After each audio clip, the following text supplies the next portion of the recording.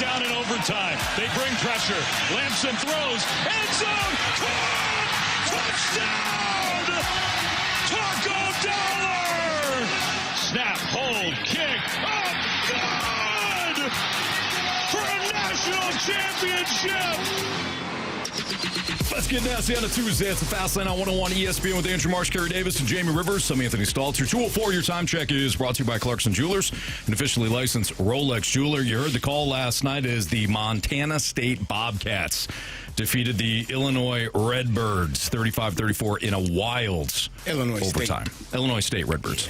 What did I say? Illinois Redbirds. Illinois State. We're fighting the line now. Yeah, no, I know. Yeah. Well, we knew we weren't the Redbirds, Carey. Yeah. Nah, I'm just saying. Illinois State Redbirds. And quite honestly, your team would be happy to be in some kind of a final. Whoa. You're laughing kind of hard there, Mr. I mean, you Viking. kind of opened it. You know? I'm just Vikings. laughing. Why can't I laugh? You got the Vikings, you got the Falcons. Patriots, you got 14 baby. teams, so you're fine. He's good. He's covered. Yeah, the Illinois State Redbirds, 35-34 in overtime to win the FCS National Championship. What a thrilling game that was. Montana State built a 14-point lead in the second half. Illinois State stormed back to tie the game 28-28 in the fourth quarter. That got in overtime. Illinois State scored first on a touchdown pass. Extra point was blocked, though. You just got a bad feeling for the Redbirds there that could have cost them, and it did. So on the Bobcats' next possession, Montana State quarterback Justin Lamison hit Taco Dollar for a 14-yard touchdown on fourth down. We kind of broke it down a little bit in the office. Illinois State sent the house. They got beat man-to-man. Out-leveraged was one of the DBs on the touchdown pass. Great throw by the Montana State quarterback. Big picture, though, and sorry for the Redbirds, but what a season it was for them. Yeah. What a playoff. What a playoff. That kind of opens up the conversation here. Do you guys think that there should be the 24-team format in the college football playoff? I think it makes the most sense. I think college football, FCS has done it for a number of years. They've proven that the formula works, right? You get all of the teams in that should be in, and then you get a national champion, right? Illinois State had an opportunity. They were 12-4 going into this game, and they lost one of those games, first game of the year, to Oklahoma. So you've played good competition if you're an FCS team, and you make it to the national championship game. You lose, unfortunately, because you got a field goal block, an extra point blocked, and you were unable to capitalize off of that. But yes, we saw 12 teams this year, and we're mad because Alabama was in and Notre Dame wasn't, or at least I am. I'm bothered by it because I think it's unfortunate. Notre Dame, in my opinion, was playing at an elite level after those two losses, which they only lost by a combined 4 points. The only two teams they played, though. But that's fine. But Miami is in the Final Four, and Texas A&M was the number one team all year, essentially. So, yeah, I would love to see 24 teams. And you can eliminate some of those bowl games, those championship games. You don't need those. You can eliminate all this damn time. We got 4 weeks before Ohio State played, before some of these teams actually played a game. That's too much time off. It's the old adage, rust versus rest. And yeah, you need rest, but you don't need a month worth of rest. And I think it impacts some teams, and some teams are able to climb through it. But yes, 24 teams, I'm cool with it. FCS has done it. They've proven that the formula works. What's the problem? I have no issue with it. I don't either. I don't really care. I mean, there's less. There's always going to be debate, but there's less debate because you'll have more teams that get in, and yes, you'll have some bad games. We got bad games now. It happens. Yeah. You had bad games a year ago. You can't avoid it. You have bad games when there's only 4 teams. So this notion that some of the games will be watered down. Yeah, but it's going to be tournament, and it's going to be every game matters, and you're going to earn it on the fields. And I think there's a real chance for Cinderellas then to maybe make more of a chance to make a run. I'm not saying it's going to be like it is in college basketball. That's a different story. What would the breakdown look like? Because you're not going to have 24 playing one. No, so I mean, come on. All those teams, a lot of teams will get a bye. Illinois State. I think the top 8 teams get a bye, if I'm not mistaken. All right, that's kind of what I'm wondering. It's 24 through 9 that essentially play one another, and then those top 8 seeds. So it's only a week off that you get if you are a top 8 seed, and then you match it up based on where everything else slates. So I'm fine with it. I think it makes the most sense. JMU and who's the other team? Tulane still get in. They still get their opportunity to be in the college football playoffs, but they don't take up an opportunity for a Notre Dame. They don't take up an opportunity for another team that deserves Texas, to be Vanderbilt, in. There you go. yeah. Like it's everybody gets what they need, and I don't have to wait 4 weeks to watch the top teams play football. I can wait a week, and then I can see it again. So, yeah, I would love it. Yeah, so this is how the FCS does it. 11 automatic qualifiers, conference champions, 13 at-large teams selected by a committee based on resume rankings, et cetera. So you still have that committee approach, but there'll be more wiggle room. The current committee, as I've talked about a lot, the current committee is handcuffed by rules that all of us, if we were all here, we've bitched about the committee and all that, we would have to make the same mistakes along the way because of the way things were set up. For example, as soon as Miami started losing games to Louisville and whoever, they started to drop behind Notre Dame. Yep. That's the system. That's the way the system works. And then it's like, well, whoops. Well, these teams are kind of similar, and Miami was head-to-head. We're going to put Miami in. Well, wait a minute. Why were they ranked below Notre Dame? Correct. It's the way the system is set up. So you eliminate some of that. Top 8 teams, 1 through 8, get a first-round bye. Seeds 9 through 24 play in the first round. So the first round, 16 teams, 8 games. Second round, 16 teams, 8 games. And it's hosted on the campus sites for the higher seed. Which would be great. Which would be great. Perfect. So you get two rounds of teams hosting games. So if I'm not mistaken, Illinois State, Actually, they were... 3. Actually, I think they do all. They don't do neutral site until the national championship. So you actually have home field advantage too. I believe Illinois State was 17. I think that's where their rank was. They rattled off 4 wins on the road. They took down the number 1 team in the nation. I mean, they had an absolute Cinderella run to the national championship. Of course, we talked about it. They lost. Do you think that could happen, though, in the college football playoff with FBS teams? I'm looking at the final college football playoff ranking. Let's just say we'll go with the 17th ranked team. That's Arizona, who was 9-3 in the Big 12 this year. Do you think it is possible for this still to happen in the FBS? I do. Really? Okay. And people may disagree with that. He's like, come on. James Madison and Tulane, to me, weren't the only Cinderella performances. If you look at it, go back to, let's just talk about the odds for a second here, okay? Miami, when Miami faced Texas A&M, they were a 3-point dog. When they played Ohio State, they were anywhere from a 7.5 to a 9.5, depending on where the line opened up like 9.5, or opened up 7.5, got to 9.5. Either way, Ohio State was a significant favorite. Miami won the game outright. Ole Miss was a 6-point underdog against Georgia. They won outright. Will you get a true Cinderella like you do in college basketball? Probably not. Right. But will you get upsets? Absolutely. Especially in today's college football, where there's more parity, I would argue, now than there ever has been because of NIL and transfers and all that. Yeah, and I think you can, after you correct that 2014 playoff, if that's the route you want to go, then you can make it so the transfer portal will actually open when the season ends. Right. Like, you don't have all of these teams, all of these schools saying, okay, well, you got 24 teams that are still eligible to try to win a national championship. All of those players are still going to be locked in for the most part. Those that aren't, you probably don't worry about them. But then once the season ends, which will be hopefully like the first week of January, you open the transfer portal, you allow all of those teams and all of those players that want to move on, and then you do it that way. And then you move the signing day back to February like it used to be instead of having 2 signing days. And all of the issues of the world are correct in college football. There you go. I just fixed it. Nice job, Carey. You're welcome. By the way, Bacon Wrapped Wiener says it's time for Bet the Board. Maybe later. It's Fastlane on 101 ESPN. Shout out to the Snake Pit. Nice job, Marsh. Where were you on that, Carey? I wasn't listening. No, come on. I'm not locked in. It must be time for me to tease the next segment then. Yeah, because I'm not listening, clearly. Yeah. Go ahead. What? Jordan Kyrou has 2 goals in his last 16 games with a total of 6 points in those 16 games. Yeah, he's been injured, but how much of those injuries factor into what is turning into a down season for Jordan Kyrou? He's heating up. That's next on 101 ESPN.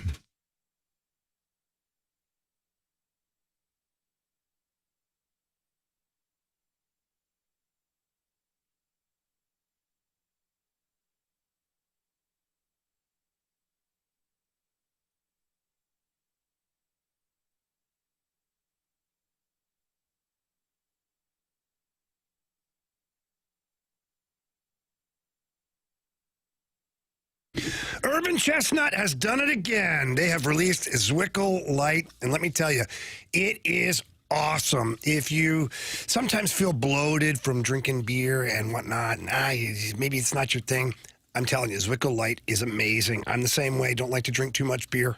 Maybe sometimes. But you get to feel bloated and whatnot. Not with Zwickle Light. It's an elevated light beer that is brewed by St. Louisans for St. Louisans. And that's the key right there. Locally brewed. I love that about Zwickle Light.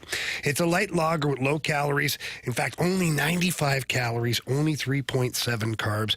It's crisp, clean, refreshing. It is the first star at all of the Rivers House parties.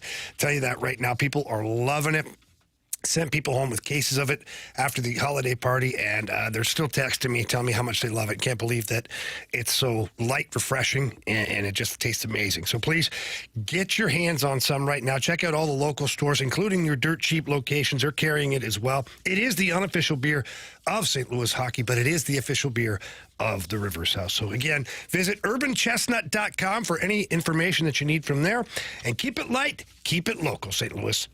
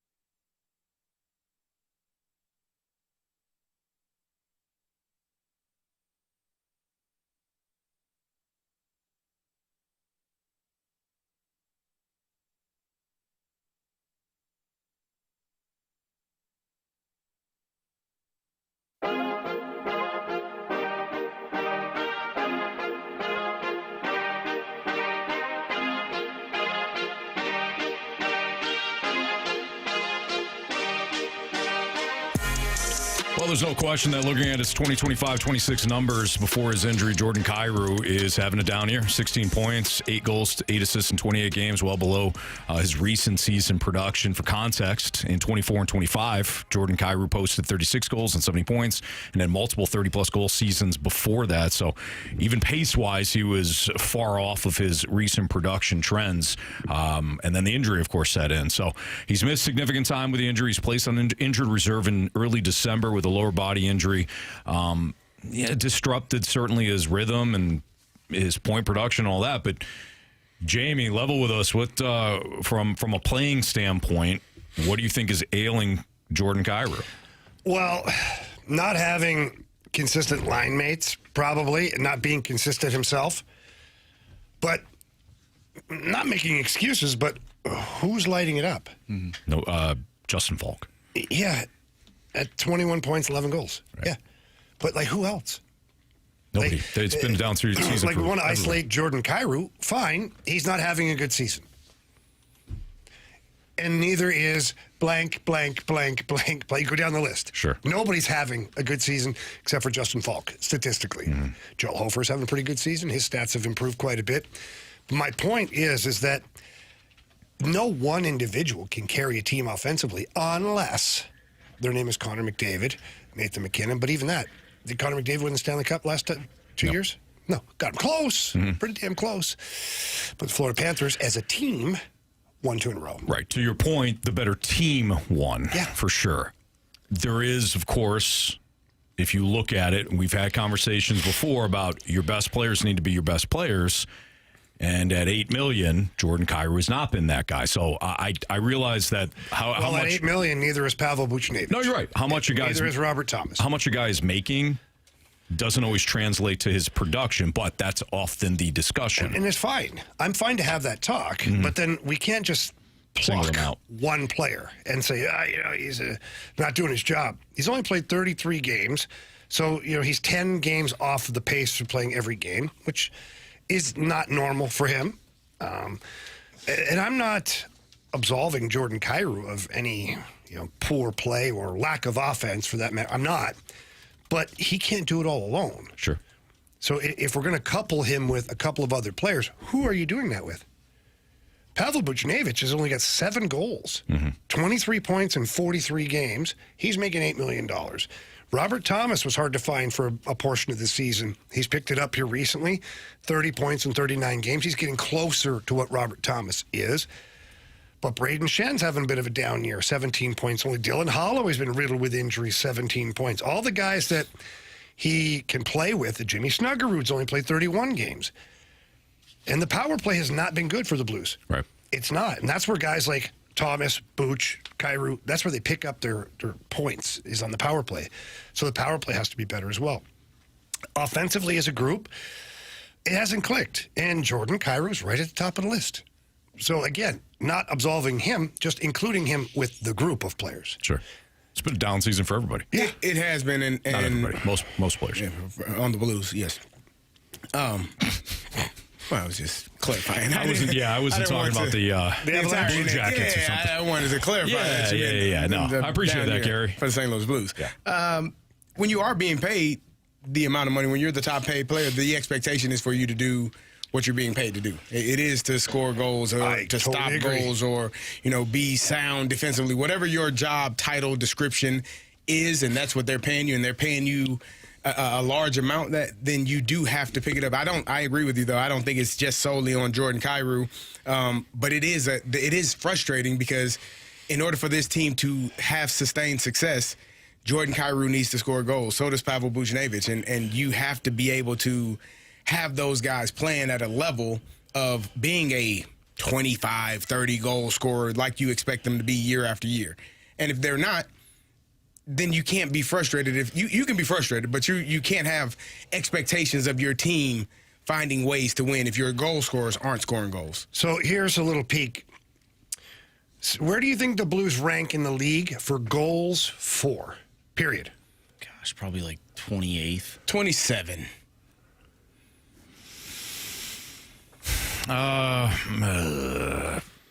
29th. 32nd. Oh, that's good. Last. Wow. Goal differential. What do you think their goal differential is? I saw this the other day. Like the number or where they rank? It's minus 39. Okay, so where do you think they rank? 29th. I think they are. I'll actually 30th. say, I'll say 24th. 32nd. Jeez, Should have saw that coming. man. So, Man, we're trying to give them the benefit of I that. understand I that. thought this was a new year. What are we doing? We want to talk offense. okay. So let's talk offense. You have none. At 107 goals in the league, that is last. Your goal differential minus 39. That's not only a Jordan Kyrou problem. That is a team problem. You are not scoring enough goals, and you're not defending enough goals. Bottom line. And we look at goals against overall here. We'll go from the bottom to the top. Where do you think the Blues rank for goals against in the league? Man, I mean, 32nd. I won't answer this when I just saw it. Well, I like your honesty. I could easily say You're a man of honor. You really are. and integrity. Depends, but yes. 30th. Okay, they're 31st. Oh. Yeah. So I'm right in the middle between So where again, I said Anthony. right? Like we want to hyper focus on Jordan Kyrou, but you're not keeping pucks out of your net, and you're not putting pucks in the other team's net. And the reason is the Blues, so far this season, have not consistently gotten to the inside. And all that means is inside the dots. Watch some of the best teams. Nathan McKinnon scored a goal the other night against your St. Louis Blues, driving to the net, out-muscling a Blues player, and putting the puck into the empty net on a rebound play. Mm-hmm. That's what you call hunger to score goals. Does Jordan Kyrou do that? No, he doesn't. Not on a consistent basis. Robert Thomas? No. Pavel Buchnevich? Yeah. So with that being said, my question is, do you have the right players? Obviously this segment started off with Jordan Here's my Kyrou, issue but with we that, can... Marshy. It's not my issue with you. My issue with that comment is it's the same damn players you had at the end of last season.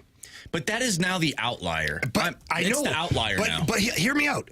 I've always been a believer. If you can do it, like if an athlete can do it, shows you they can do it, that's what they're actually capable of. The fact that they're not doing it over and over, at least looking close to the same, means they're unwilling to do it. Right. But not unable. But why would you want those types of players driving your team?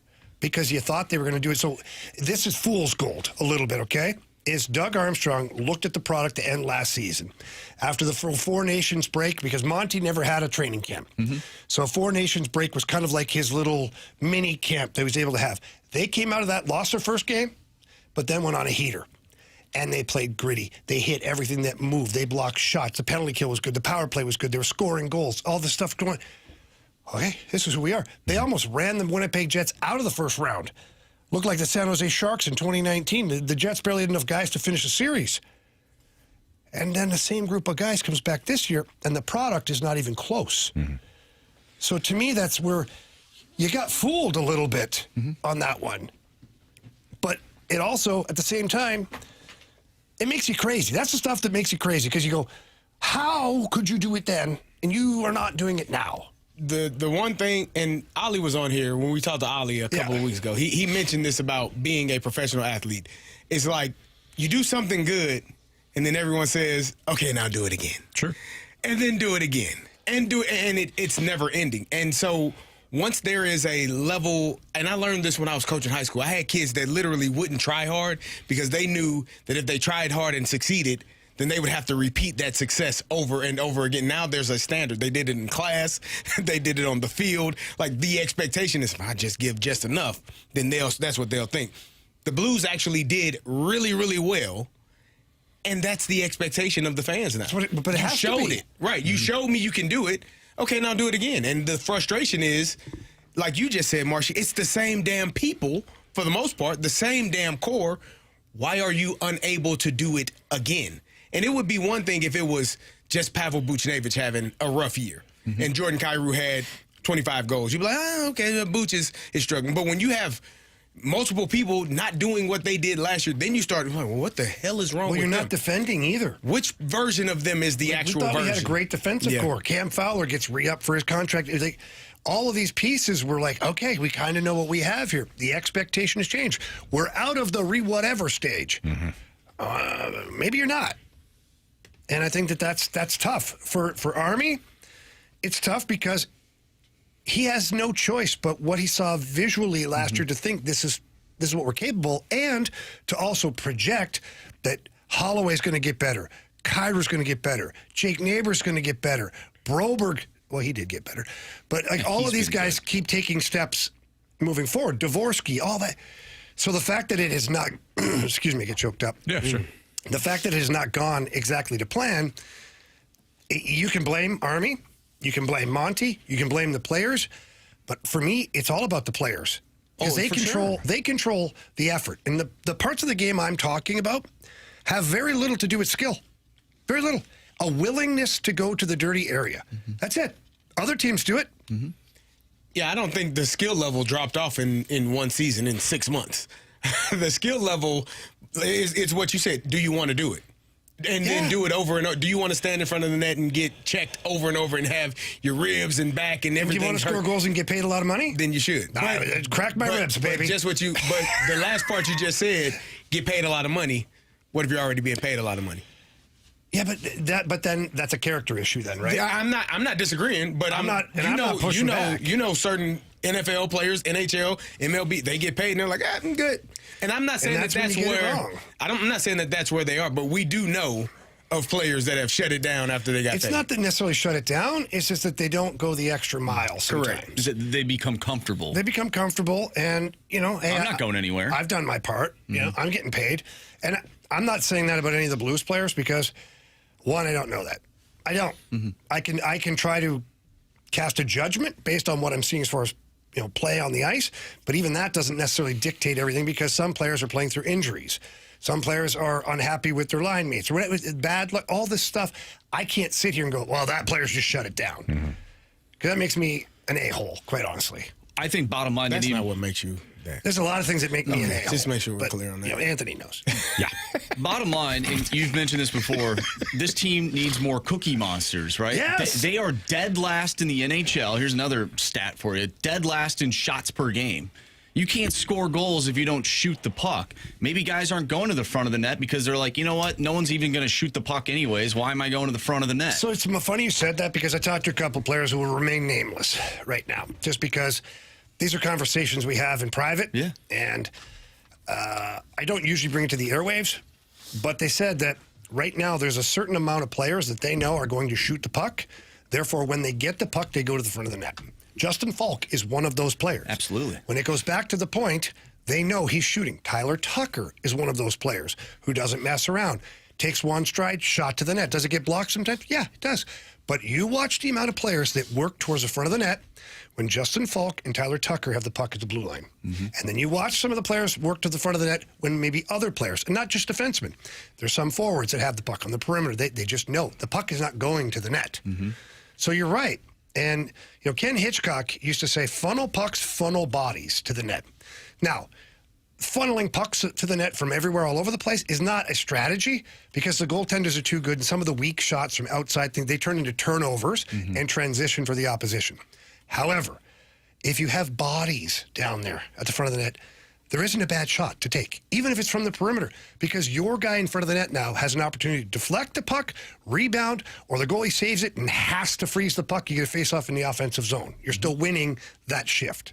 It's interesting, though. It's almost reverse. We're like, get to the net, get to the net, get to the net. But what they're saying is, well, okay, they will get to the net, assuming, of course, that they're going to shoot from the perimeter. So hear me out. So if the puck goes to a certain individual, half wall, point, wherever, and you work your way to the front of the net, but that guy's not going to shoot it, and he puts it back down to the corner. What does that turn out? You're out of position. That's a turnover. Right. Now, the other team gets the puck first. Yeah. So you're sitting there on the outside looking in, and you go, okay, I'm not going to go to the front of the net so I can be an outlet because I know this guy here wants to cycle the puck down low or pass it down low. Right. And you do that. And we see that sometimes with the Blues. They control the hell out of the puck on the perimeter. And they never get a shot. Never get a shot. Yeah. No, I completely understand what you're saying. It's just interesting because we often talk about over-explaining it. No, you're not. It's interesting that we have often focused on what seemingly now is the wrong thing. We've got our focus on. It's like, hey, you're not scoring goals, but we all think, well, because you're not getting to the front of the net. It actually may start with further back. But it goes back to what Chief used to say a long time ago, and Monty's carried the torch. Be predictable. Sure. Like, there's a time and a place where, and I've talked about on the power play, 1 pass, 2 pass shot. Now I can get 3 guys in front of the net. Right. Simplify it. What's trending is next on 101 ESPN.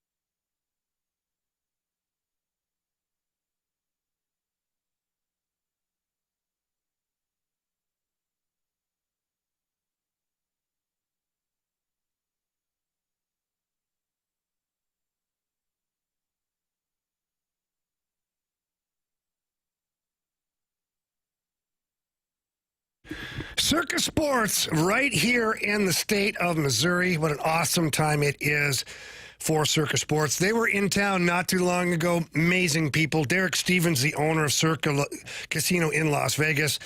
He's an awesome dude. A self-made guy from the city of Detroit. Now he owns the casinos and launching the Circus Sports app. So many great features on the app. One is you get real customer service. You get to talk to somebody in customer service, not a bot or a chat or anything like that. If you have a problem, they're going to help you out. But first things first, go to the App Store or the Google Play Store. Punch in Circus Sports. It is a white logo. That's the one that works here in Missouri. Click on that, get yourself set up, and then you can start using the Circus Sports app. It's sports betting the way it should be as well. They got high app limits. Every sport on there, football, basketball, hockey. I mean, you name it, the college sports are out there. They've got great lines on futures bets, tight money line splits, high betting limits, and they celebrate the winners. They don't cut you off or limit you. No, they celebrate the winners. So please don't miss out on any of the action. Download that Circus Sports app today and enjoy all the excitement. Must be 21 or older. For problems gambling, call the Problem Gamblers Helpline at 1-800-522-4700.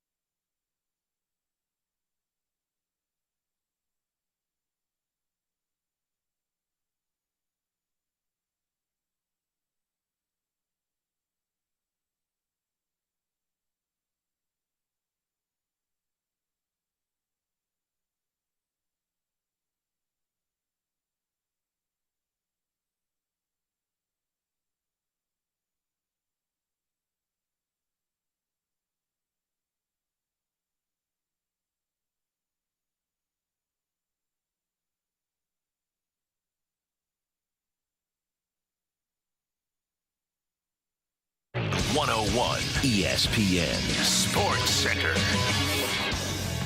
I'm Andrew Marsh. It's time for a Sports Center update brought to you by Saliga Heating and Cooling. The Blues, they are off today. They'll take on the Chicago Blackhawks. That is tomorrow, and we'll have a little bit of a later game for you. An 8:30 start time, so we'll have pregame for you starting at 7:30, 8:30 puck drop. If you've missed anything from today's show, make sure you go to 101ESPN.com or check out the free Dobbs Tire and Auto Center's 101 ESPN mobile app. Just head to the podcast page, and you'll find all of our shows there, and it's all brought to you by the Schaefer Door Company. We have What's Trending coming up next. I'm Andrew Marsh, and the Sports Center update is brought to you by Saliga Heating and Cooling, a Daikin heating and air conditioning dealer.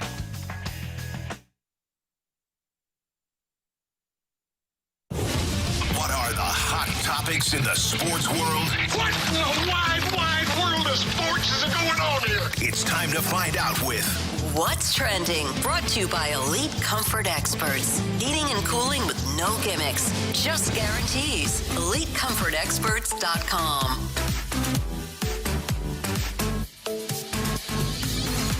Welcome back to the Fast Lane here on 101 ESPN with Anthony Stalter, Jamie Rivers, and Carey Davis. I'm Andrew Marsh, and it's time for What's Trending. Gentlemen, there was a specific topic that Jamie kept talking about in the office, and Anthony walked in to the office, and Jamie's like, have you seen it? Have you seen it, Anthony? Your favorite quarterback. What? Maybe restructuring his deal? Oh, Kirky Chains? Kirky football. Yeah. What's going on with your favorite quarterback, Anthony? Yeah, I like how you keep phrasing it that way, Marshy. I really do. Yeah, so the Falcons and Cousins agreed to modify the final 2 years of Cousins' contract, and it sets the stage for Atlanta having to make a decision by March 13th. So as part of the restructure, there is now a guarantee in the amount of $67.9 million for the 2027 season that vests March 13th. So if you look at kind of just the breakdown of this, the restructure also includes the 26 base salary going from a non-guaranteed $35 million to 2.1. Everything kind of sets up for one of two things. Either Cousins stays at a reduced deal because it creates cap flexibility, and with Penix's injury, Cousins is going to come back as the starter next year. Or maybe this is kind of a handshake agreement between Cousins and the Falcons, that if the Falcons can restructure the contract and create cap flexibility, which benefits them, they'll release him before March 13th, designated a June 1st cut, and then he can go on and play for another team. I'm assuming the second option is what's going to happen here, because they haven't hired the head coach. They haven't hired the GM. We have no idea who they're going to be and whether or not they're going to want Cousins to be their starter. Now, there's no better option right now. But you know how this goes, where somebody comes in and it's like, I want my own guy. What I think is going to happen is they're going to release him before March 13th. They already created some cap flexibility with this, and Cousins is going to start someplace else next year. That's what I think. That's my prediction here. If I was Kirk Cousins, that's what I would want.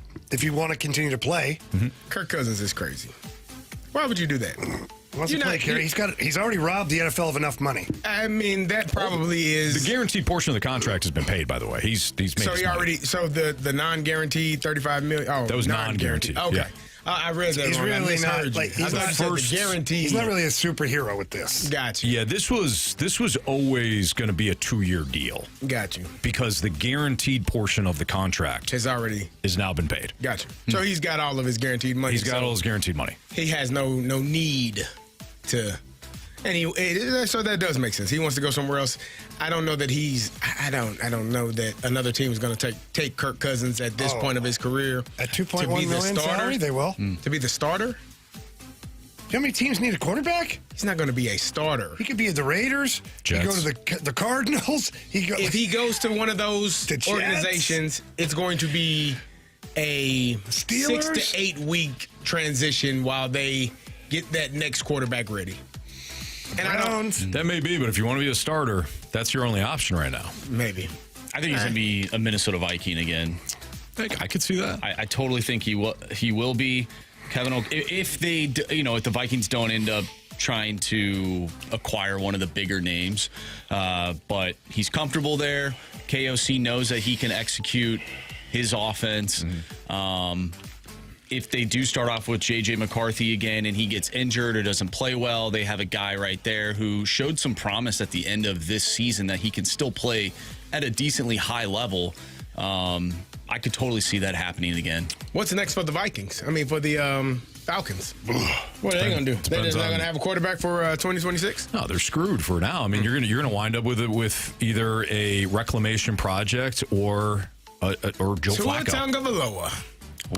No, because you don't want more cap He's not going to have any They're going money. to say you don't want another lefty. The Dolphins are going to pay. The Dolphins are going to pay that money. It'd be like what Russell Wilson went through when he left the Broncos. Yeah, He's that wouldn't probably make sense. too.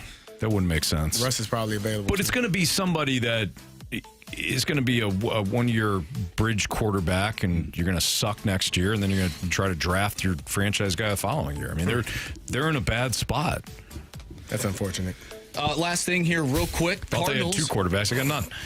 St. Louis Cardinals announced they acquired left-handed pitcher Justin Brule from the Cleveland Guardians in exchange for cash considerations today.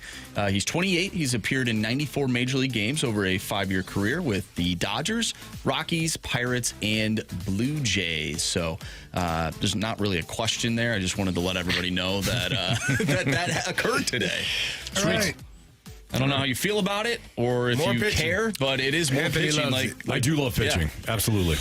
I'm never going to besmirch the Cardinals or any other team for that matter to get more pitching. Yeah. So, yeah. Seems like a depth move. Oh, for sure. So, Very nice. who knows, though? Could be, Let's go game, Cards. could be game one starter. Playoffs next year. Could be. Could Yeah. be. Play. Boy can dream. Who? Yep. Cardinals. Yeah. Okay. You heard me, CD. 246, Anthony said the Cardinals will be in the playoffs. Absolutely. Right. Justin Brule will be the starter. Yeah, game one. All right. We don't often take accountability for our actions and our predictions, but we will next on 101 ESPN.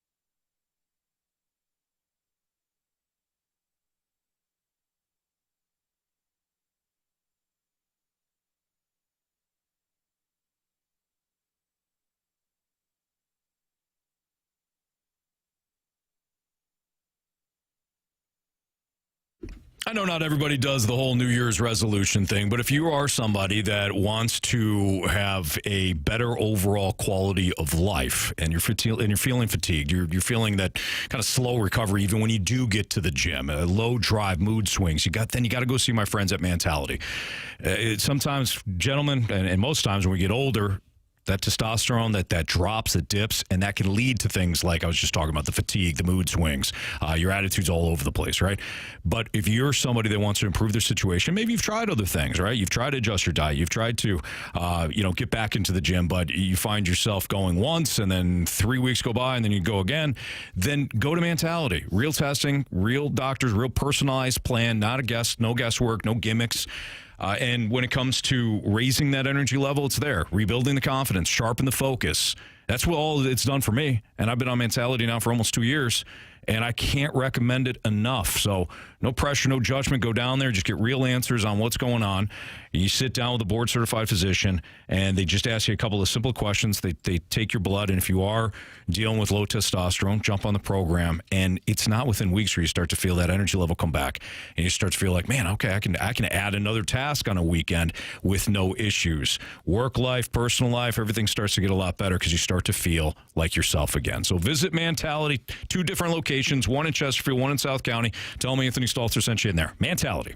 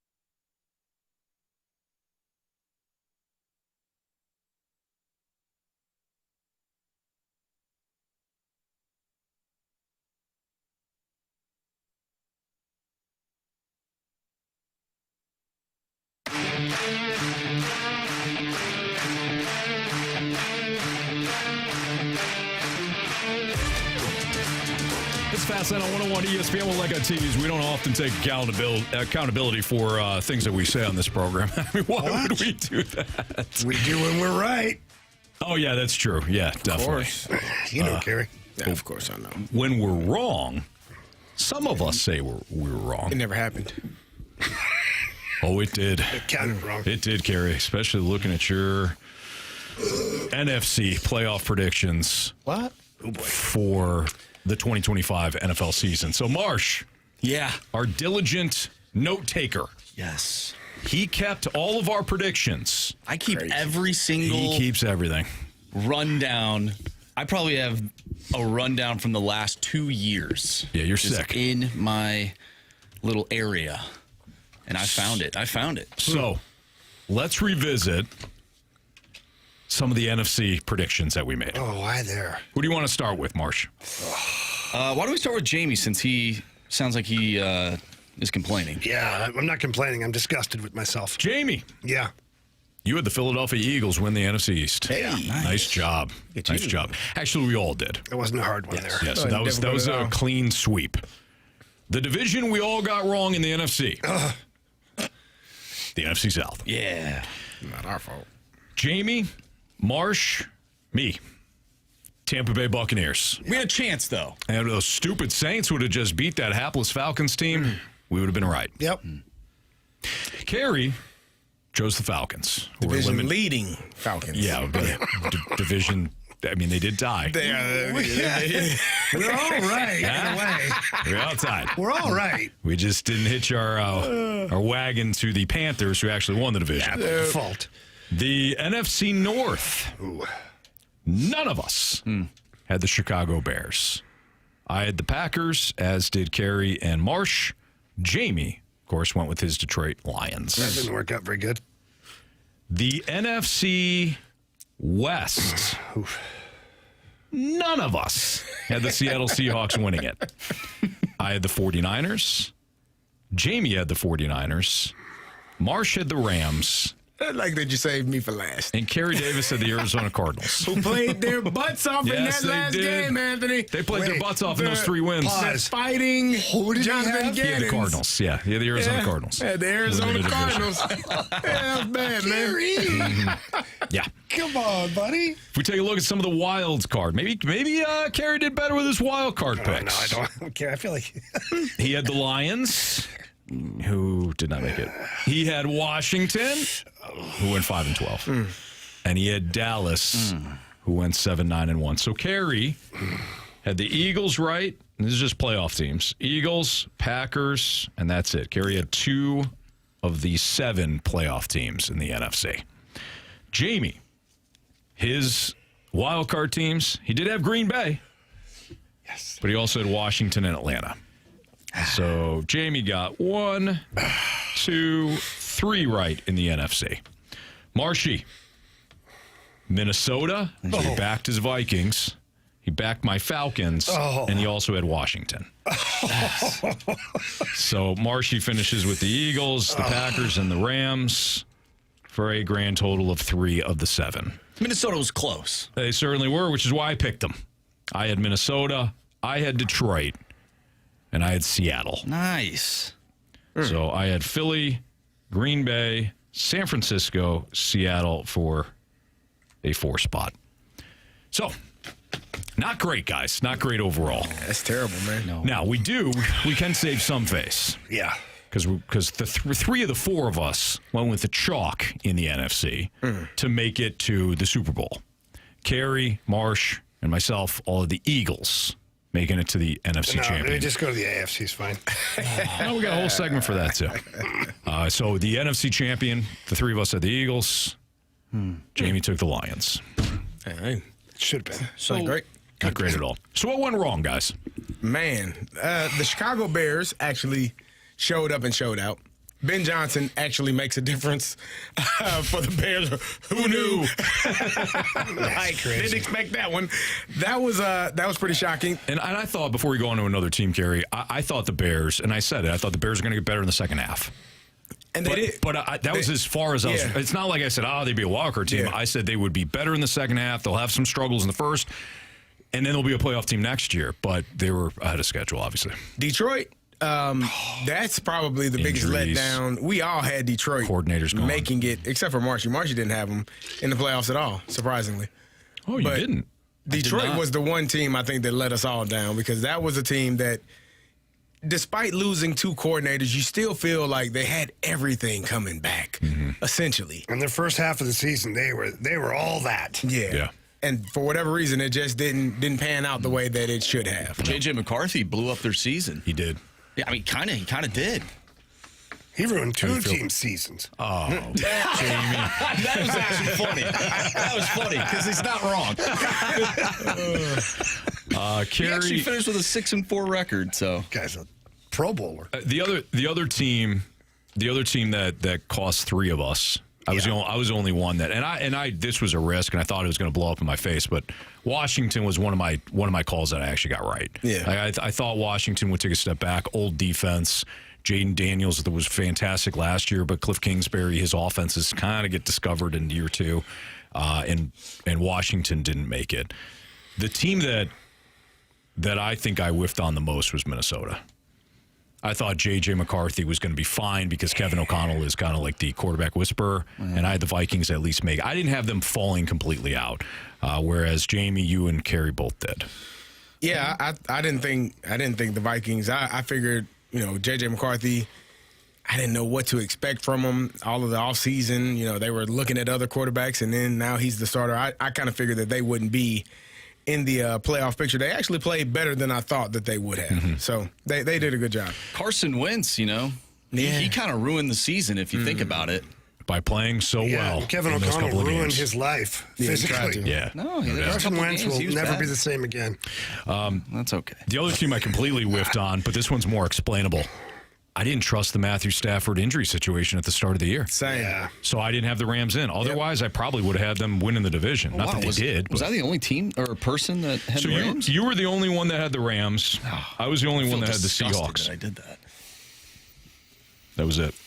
Atlanta, 3 of us had Atlanta. Obviously, you didn't pick Atlanta because you just don't believe in them. Correct. And that's your favorite team. Surprise, surprise. It's weird. But the Falcons, Was I right? to me, have the most talent in the NFC South. Like, I don't even think it's like their team is stacked with talent. Yep. The draft pick that they made this past season, they panned out for the most part. Almost all of them. They did a great job of drafting this past year.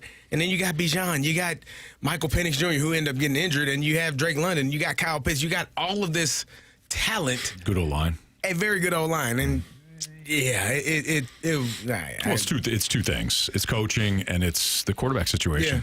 The quarterback situation blew up in their face. Their gamble of let's sign Cousins and then also draft the future QB. I didn't like the Cousins signing. I love the Penix pick. Yeah. As of right now, it didn't work. And I know a lot of people are like, well, why don't you just, they should have stuck with Cousins. Did anybody watch Cousins play last year in the second half? He was one of the worst quarterbacks in football Unable for a to move. 5 or 6 game stretch. He was absolutely terrible. Coming off injury, though. He was, but you have to factor that in, right? Right. And Penix comes in, and he nearly leads him to the playoffs. There was no reason to go back to Cousins. So it's revisionist history to say, well, they should have just stuck with him for this season. I don't know if he makes that much of a difference. He played fine, but he didn't play. It's not like his play was outstanding. Right. I mean, if you look at the teams that they beat toward the end of the season, outside of the Rams, they beat the Saints, they beat the Cardinals. That was a good Saints team. And they beat the Bucs. Cousins also started against the Jets, who they lost to, and he did nothing against the Seattle team that owned him. It So was raining that day. the Jets game it was, yeah. The Seahawks game not so much. That was indoors. That's a good Seahawks team, Anthony. The number 1 team in the NFC. Yeah, sure. All right. Is trading Nolan Arenado a bigger priority than trading Brendan Donovan? We'll give you the updates on both players next on 101 ESPN.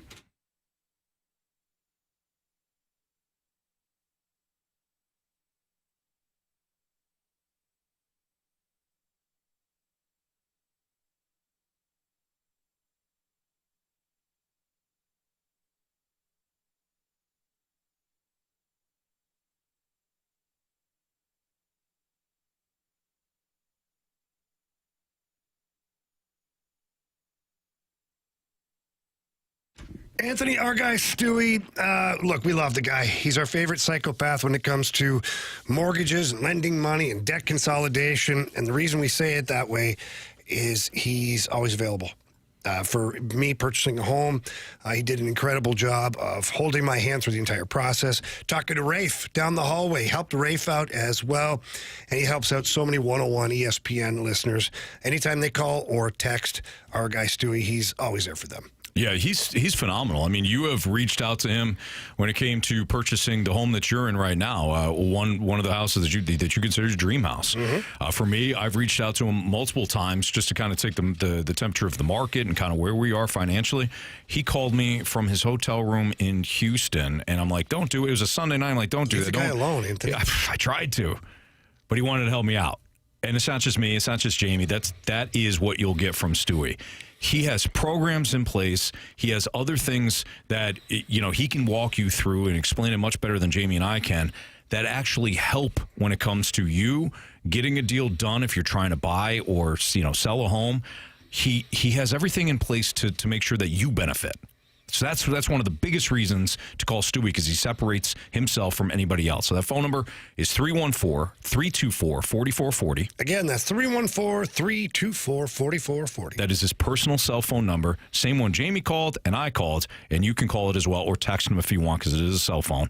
If you missed that phone number, Jamie, you can always Google the bagel loan. NMLS number 226715.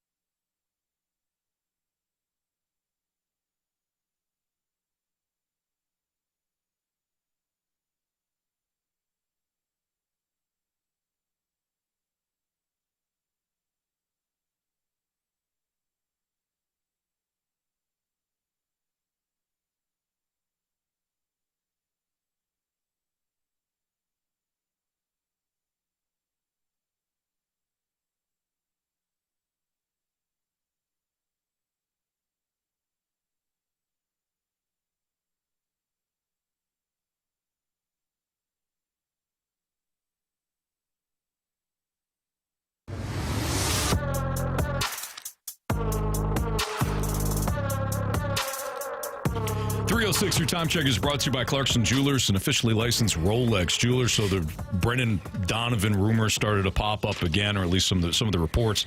So here's the latest. According to multiple reports, talking about Bob Nightingale, Buster Olney, Jesse Rogers from ESPN, the Cardinals are aggressively working to trade Brendan Donovan, and it may happen soon.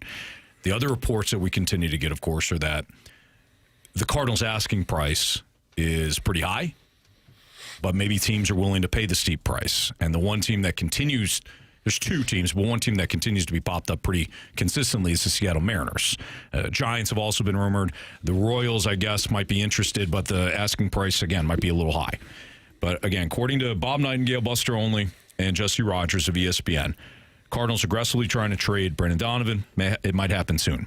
Those same reports also suggest the market for Arenado is not as hot, with only floating the idea of a release. The Cardinals and various media members around town have been pretty adamant that the Cardinals will not just outright release Nolan Arenado. I'm of the mindset that if you've already moved on and he's already moved on, you might not have a choice. And it's not like you're going to get anything significant in return for Arenado. And you're still going to be paying a portion of the salary anyway. Sunk cost. You're paying that bill no matter what. Yeah.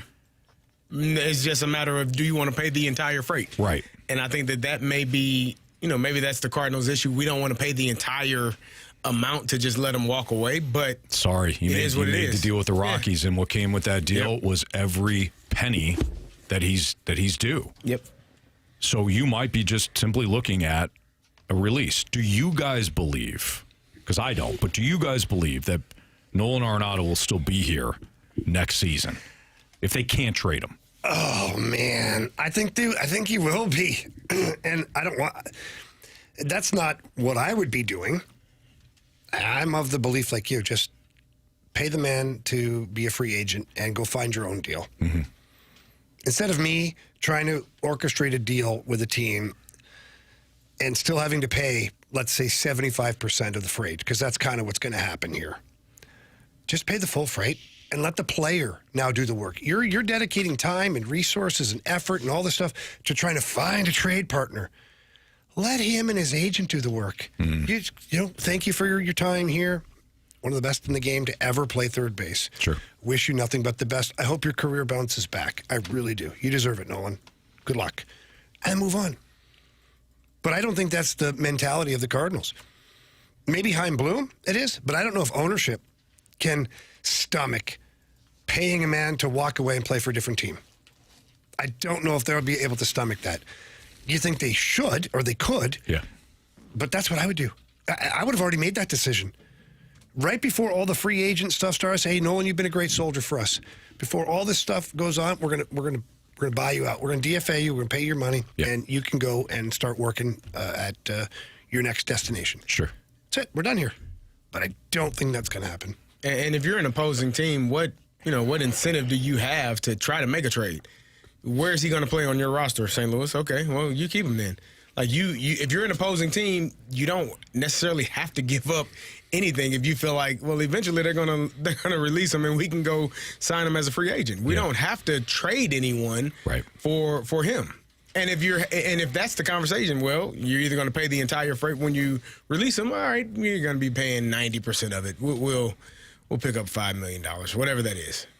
But you're going to be paying majority of it anyways. If I'm an opposing team, whenever a team talks about releasing a player or how eager they are to trade him, and that player doesn't have as much value as another guy, you're not eager to make that trade because you don't have to give up anything if they're going to release him at some point. Mm-hmm.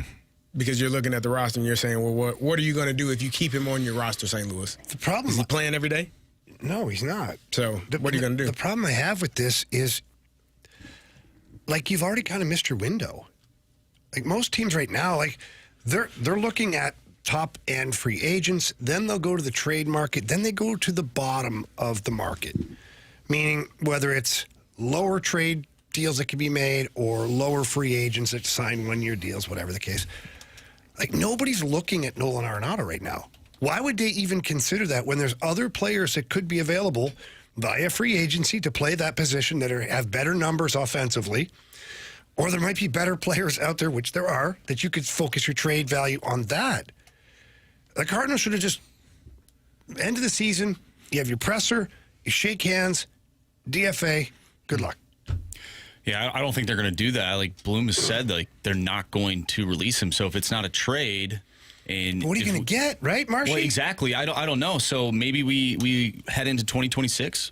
And Arenado's still a Cardinal, which then transitions us to Brendan Donovan because we're at some point going to see JJ Wetherholt come up. Where is he going to play?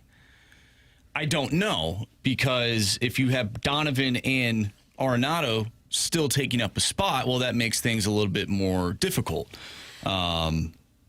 So then that really takes us to Brendan Donovan and that deal needing to be made, because you get Arenado playing third base and Donovan playing second base. Well, then you have another question mark, unless you have no plans of, having JJ Wetherholt a part of the 2026 team until a certain point of the season.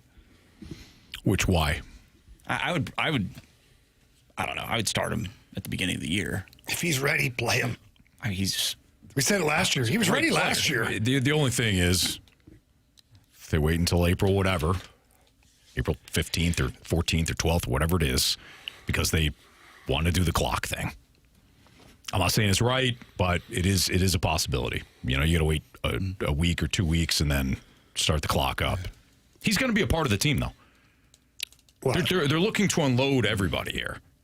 You're gonna have some spots. When we talked to Ollie a couple weeks ago, he loves him. He loves JJ Wetherholt. Basically said, this kid was my child. Ollie, no, I don't think. No, he didn't say that. Let's not get that confused. I'll go back and listen. Yeah, but he just said it's a player that continues to get better every single day at spring training, and that's all he did last year was get better. He went from one level to the next level, and all he did was dominate.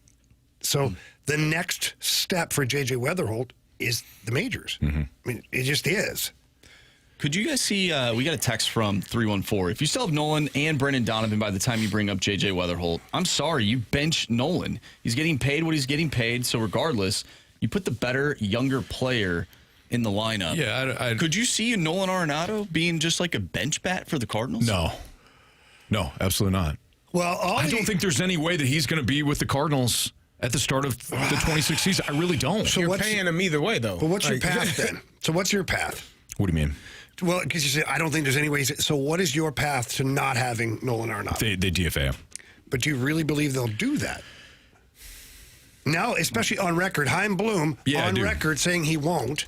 If he does that, I know people won't be upset, but they're just like John Mozeliak a year ago. Yeah. Priority 1, 2, and 3 is trading. Nolan Arenado didn't get done, and people hated him for it. Yeah, I do. I think they will. I don't know if they'll have a choice. I'm with you. Because at some point, and I'm not saying the deadline is the start of the season. Deadline might be spring training, or deadline might be a couple of weeks before. But there is a deadline here, and the deadline's going to spur the action. And I do not think that the Cardinals want to have a situation where Arenado's showing up to spring training in Jupiter and they're shaking hands again like they did a year ago with Mo, and he's all's forgiven. You guys both made the decision to move on. It's going to be a new front office. Yeah, it's a new team. So it doesn't make any sense to keep him.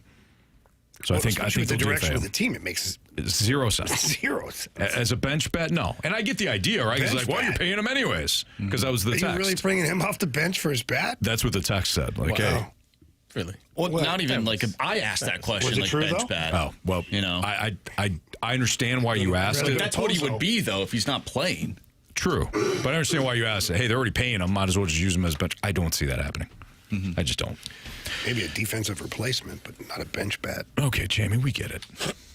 You don't like why do you hate Nolan Arenado? I don't. Oh, nice. I hate his offensive output. He did the Jamie thing. I hate his offensive output over the last 2 years. I don't hate the guy. He's way better at firing back than I am. He's very clever. He's very, very light on his feet, that Jamie I'm Rivers. learning, though. I've learned a lot in these past few years. Yeah. Come to the dark side. All right. He's already there. He's there. It's a different year. He's 1 foot in. So Marsh recorded all of our NFC predictions from the start of the year. We didn't do great. Do we do any better in the AFC? That's next on 101 ESPN.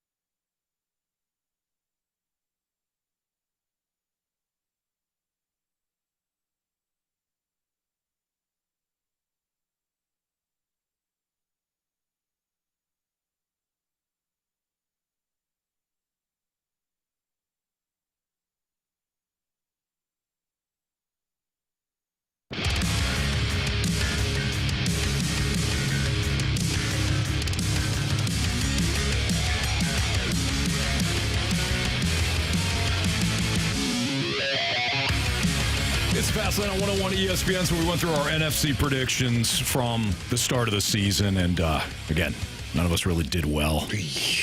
Carey had 2 of the 7 playoff teams. Marsh and Jamie had 3 of the 7. And I had 4 of the 7. So how do we do in the AFC? I think we did better. Good news, guys. We all had the Bills win the AFC East. So we got that one. Nice job, guys. Way to go. No, they didn't win. What? The AFC East. Either they're in the playoffs, but they did not win that division. Oh, no, you're right. Wow. Yeah, all jokes aside, Marsh was the only one that had the Patriots even in the playoffs. So what did we miss on the Patriots? Because we all like Mike Vrabel. Yeah. I didn't think they're going to... Listen, I thought they would take steps forward in the right direction. I can't be alone thinking that there's no way they would take this kind of a leap. Like Drake May, Vrabel comes in and says that he loves Drake May. And all of a sudden people are like, well, Drake May, he's fine, Goes on to have an MVP-esque season under Mike Vrabel. They go 14-3. Like, I don't know if anybody predicted this. I viewed the Patriots in the same way that I viewed the Bears. They're going to be vastly improved. They're going to fall short of the playoffs this year, but look out next year. Mm-hmm. And both teams were ahead of my expectations. So the Patriots, again, Marsh was the only one that had the Patriots. At least we all had the Bills making the playoffs. Yeah, kind of a layup, though. Well, with the Patriots, you have that schedule that they have. I mean, let's be honest. The schedule wasn't that daunting. No, it wasn't. In fact, it was one of the weakest schedules, I think, in NFL history. Right. And Drake May, he's a solid quarterback. I thought he was solid heading into his second year. I did not expect him to have the season that he did. I have them in the playoffs as my dark horse. I'll take a shot on this team to be my 7th seed. Mm-hmm. I did not expect them to win the division. All right, so how do we do in the AFC South? Actually, not that bad. No, I think... While Carey and I had Houston winning it, and they had an opportunity in Week 18, Jamie and Marsh actually correctly predicted that the Jaguars would win the division. So, nice job, guys. Thank you.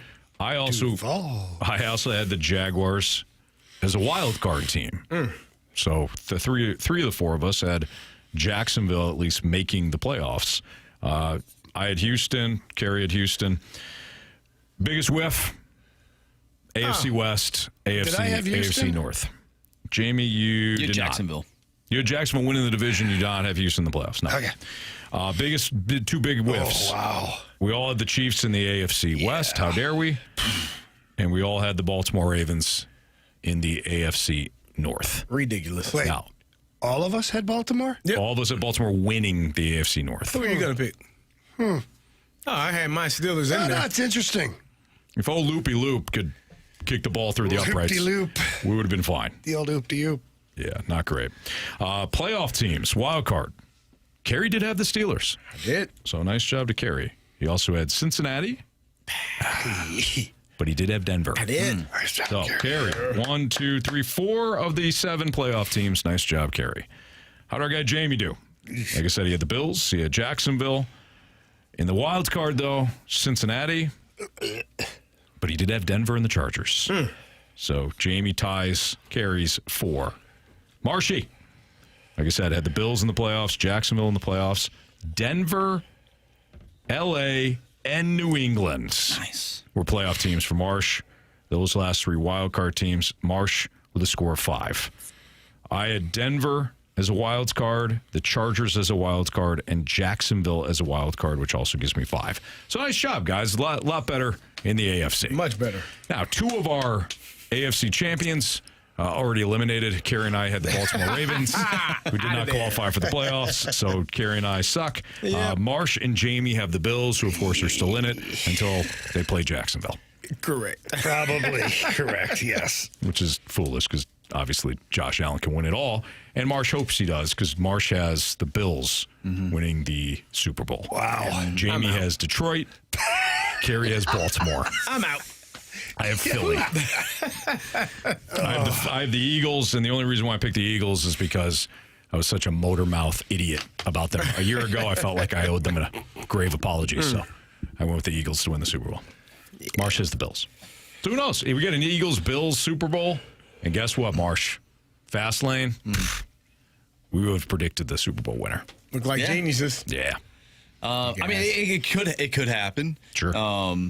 Wouldn't it be funny, though, like, this whole season has been chaotic, and then, what do you know, Philly just finds himself back in the Super Bowl. I can see it. I wouldn't be surprised. I think I would be surprised. Philadelphia has, as crazy as it sounds, and I know they're the 3 seed, they still have a chance to have the NFC Championship game at home.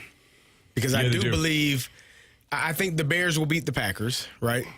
They should beat them. But if they don't, then the Eagles beat the 49ers. The Rams could potentially beat the Seahawks on the road, which would give Philadelphia, if they win first, second round, NFC Championship game at home. So I still believe in the Eagles. I know they stink and have stunk at times this year. They haven't looked good offensively. I think they're getting healthy on the defensive end, which allows them to do what they do best, which is rush the quarterback. Their secondary hasn't been as good as it was last year, but I think part of that is from not getting to the quarterback with their front four. Mm-hmm. So if they do that, I like the Eagles. I think they'll beat up the beat up 49ers this weekend coming up, and then I think they'll take care of business in Chicago or versus Green Bay. But we'll see. Little fun fact here. This is from Mark Potash on X. Was with the Chicago Sun-Times as a sports writer. He said, fun fact, playoff teams that lose the regular season finale are 22-5 in home playoff openers since 2011. Wow. So that would mean the Bears? Bears, Eagles. Bears, Eagles.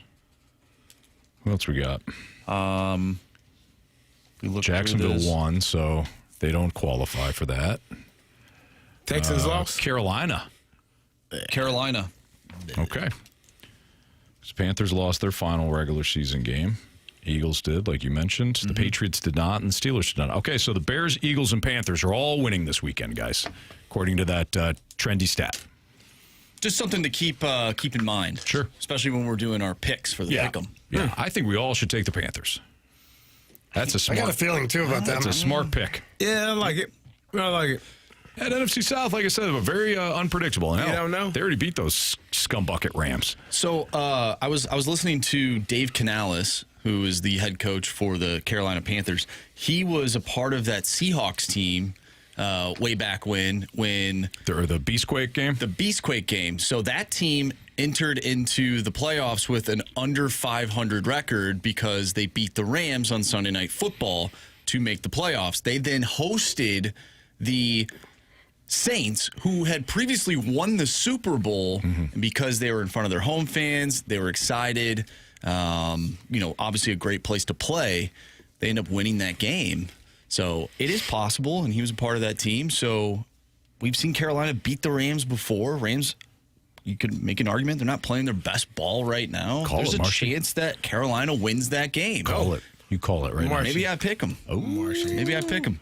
Maybe. Carey. Splashback Deuce in the Snake Pit says, you guys are revisiting your predictions. Imagine how effed up Kuiper's boards would be if he did the same. He has had some swings and misses, that's for sure. But who hasn't? All right, Sports Six Pack is next. If you got a question for us, 314-399-9646 is the Air Comfort Service text line. Send in your questions there. We'll answer them next on 101 ESPN.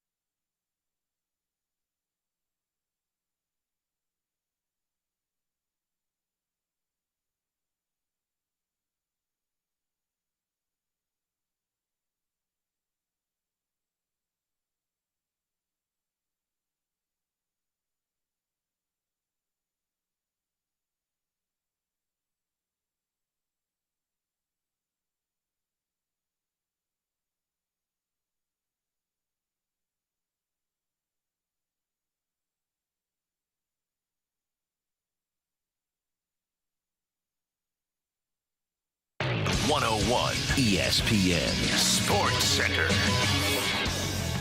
I'm Andrew Marsh. It's time for a Sports Center update brought to you by Saliga Heating and Cooling. The Blues are off tonight once again, but they'll take on the Chicago Blackhawks tomorrow, and you can listen to that game right here on 101 ESPN. We'll have a pregame starting at 7:30 with the puck drop at 8:30. The Cardinals, they've added a pitcher today, Justin Brule from the Cleveland Guardians for cash. We mentioned that earlier in the show. If you've missed anything from today's show, make sure you go to 101ESPN.com or check out the free Dobbs Tire and Auto Center's 101 ESPN mobile app. Just head to the podcast page. You'll find all of our shows there, and it's all brought to you by the Schaefer Door Company.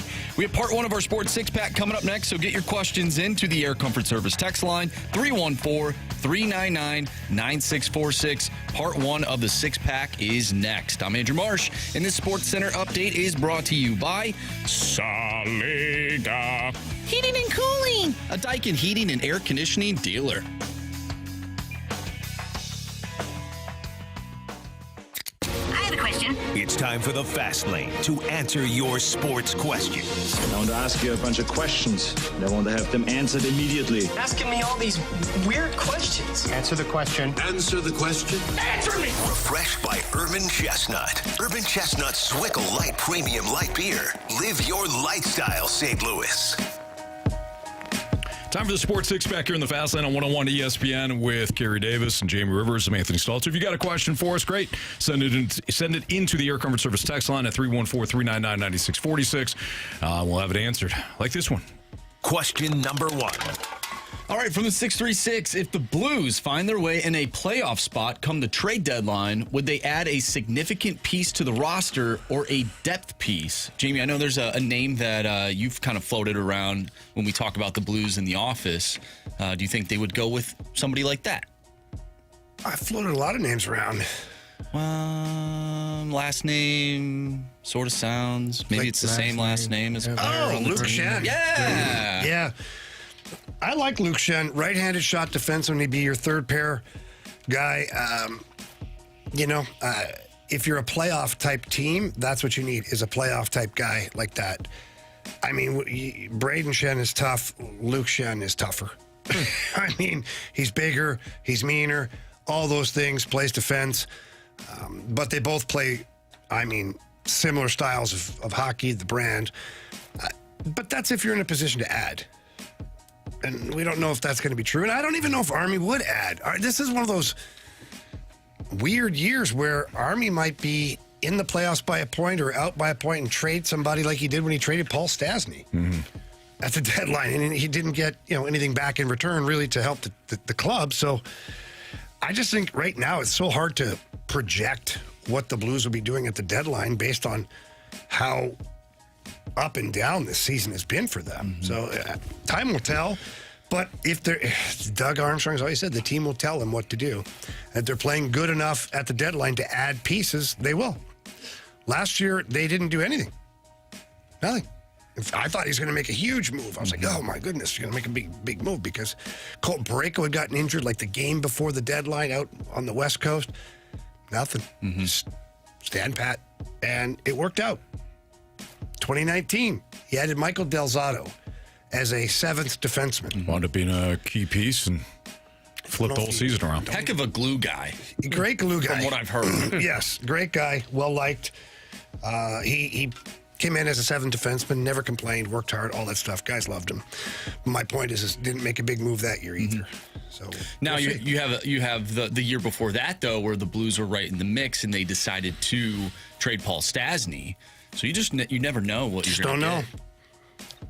You don't know. Just don't know. Life's a box of chocolates. Saw a movie Could be. like that once. Documentary. He was running. And I was running. Man, Alabama could have used him in the college football playoff. He's a game changer. No doubt. They didn't have one on the field against Indiana. Jenny would have showed up and ruined it. Probably. Yeah, right at halftime. Jenny. That's what I'm That's the saying. problem. I have a problem. I got a problem with her. I don't know. She never showed up for his big moments, though. No, she only showed up when was she an awful needed human something. being. She only showed up when she needed something. She had issues. Like, listen, I'm not overlooking. She did. Not overlooking the childhood drama, okay? There you go. I'm not. And if you don't, at some point, you have to take accountability. Yeah, but if you don't talk to anyone about that childhood drama, it just lingers, man. It's not fair for her to just, throw that on Forrest. Forrest is doing the best he could do, man. Now, mind you, Forrest it worked out in certain ways for Forrest. It worked out well for him. Forrest got to do things he may not have been able to do before, There you go. Or ever. Yeah. Like Meet the President, of course. Yeah. Like Meet the President. Yeah. A lot of firsts. And for Forrest. start that company. Yeah. Good trip. That's a real company, by the way. Really is. Yeah. Beat somebody up. I think he could have done that. Yeah, he probably could have. Yeah, that's fine. There's other things that probably the odds are more against him. Sure. Seats taken. See? Seats taken. Life changed for him that day. Yeah, it did. But did it ever? Question number 2. All right, from the 573, as a proud St. She was Louisan, great to him in certain ways. She was. Like a boy, like helping him on the bus. She took care of him. She helped him. She sure did, Carey. She did. She took care of him. Gave him a child. There you go. He didn't know he had. Yeah. And that kid Showed up with that kid could see ghosts, by There the you way. go. Yeah. Later on in life. That was a special kid. He's special, man. Think about that. All the amazing things Forrest was able to accomplish, and then his son could see ghosts. There you go. Crazy. Yeah. He's special. Pretty wild. Forrest did a lot. He did. He accomplished a lot. He did, man. Played Ping for the pong University champion. of Alabama. Graduated from the ping pong champion. Vietnam War vet. Saving people in the war. Yeah. Started his own company. Sure did. Then repaid the family. Mm-hmm. I mean, he was a good dude. He was a really good dude. Yeah. Yeah. It's crazy to think about that guy that died, that he saw, the child, was the same guy that saved everybody in that building during Christmas. Yeah. When those Very true. terrorists were trying to blow it up. Yeah. He did a lot. He did a honestly. lot, man. Yeah. It's all connected. Yes. A lot, yeah. Really is. All leads back to Forrest. And Jedi. Jenna. And I think the guy that fell was a wizard, by the way. He was. Well, it's actually a miracle that when he fell, that he didn't fly away. It's true. Didn't have his wand with him. Well, we didn't see him fall all the way. So you go. maybe at the very end. Right. Maybe Maybe he use pulled that out his wand at the very end, Anthony. Yeah, he got lost. He got lost in life. Yeah. Pulled out his Started some bad His things. wand. He used it. Waved it around. Yep. Fly. All makes sense. Come on, Carey. Okay. Get into it, would you? I'm okay. All right, back to the sports six-pack. Got off track there a little bit. It was necessary. For sure. As a proud St. Louisan, I hate the Rams, but I think it would be cool if Matthew Stafford won his second Super Bowl and first MVP this season. Who is a player you would like to see succeed, even if he was on a team you hated? Oh, wow. Yours would be Kirk question. Cousins, right? No, he don't want to see Kirk succeed. I honestly, and I don't I like. don't have to worry about that. I don't like the Ravens. Make sure I get this out there.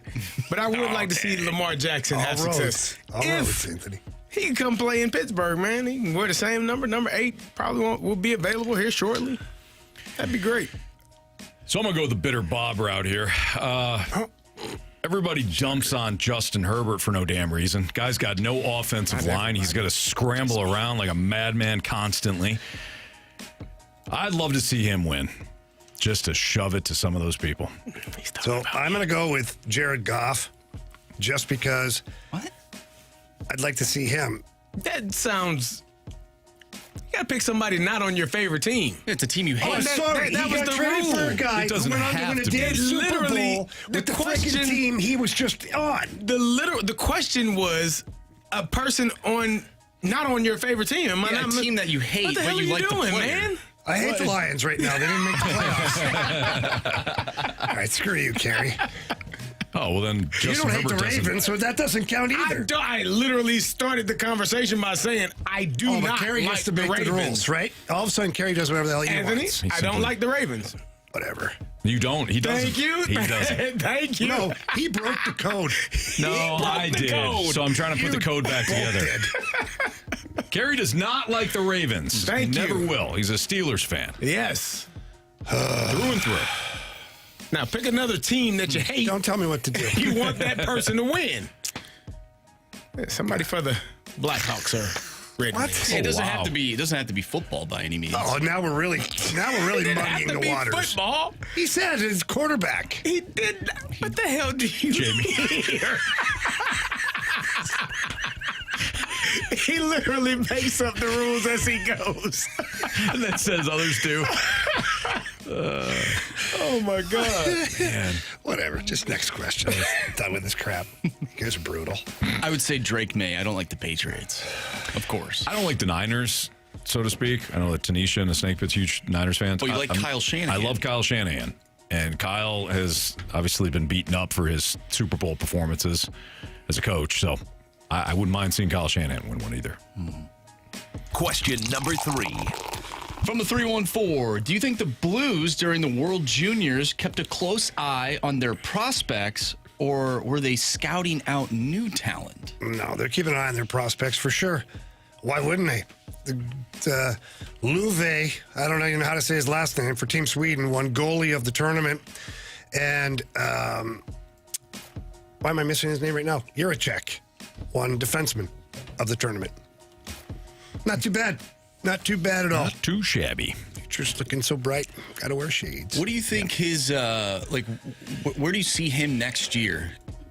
Which one? Juracek.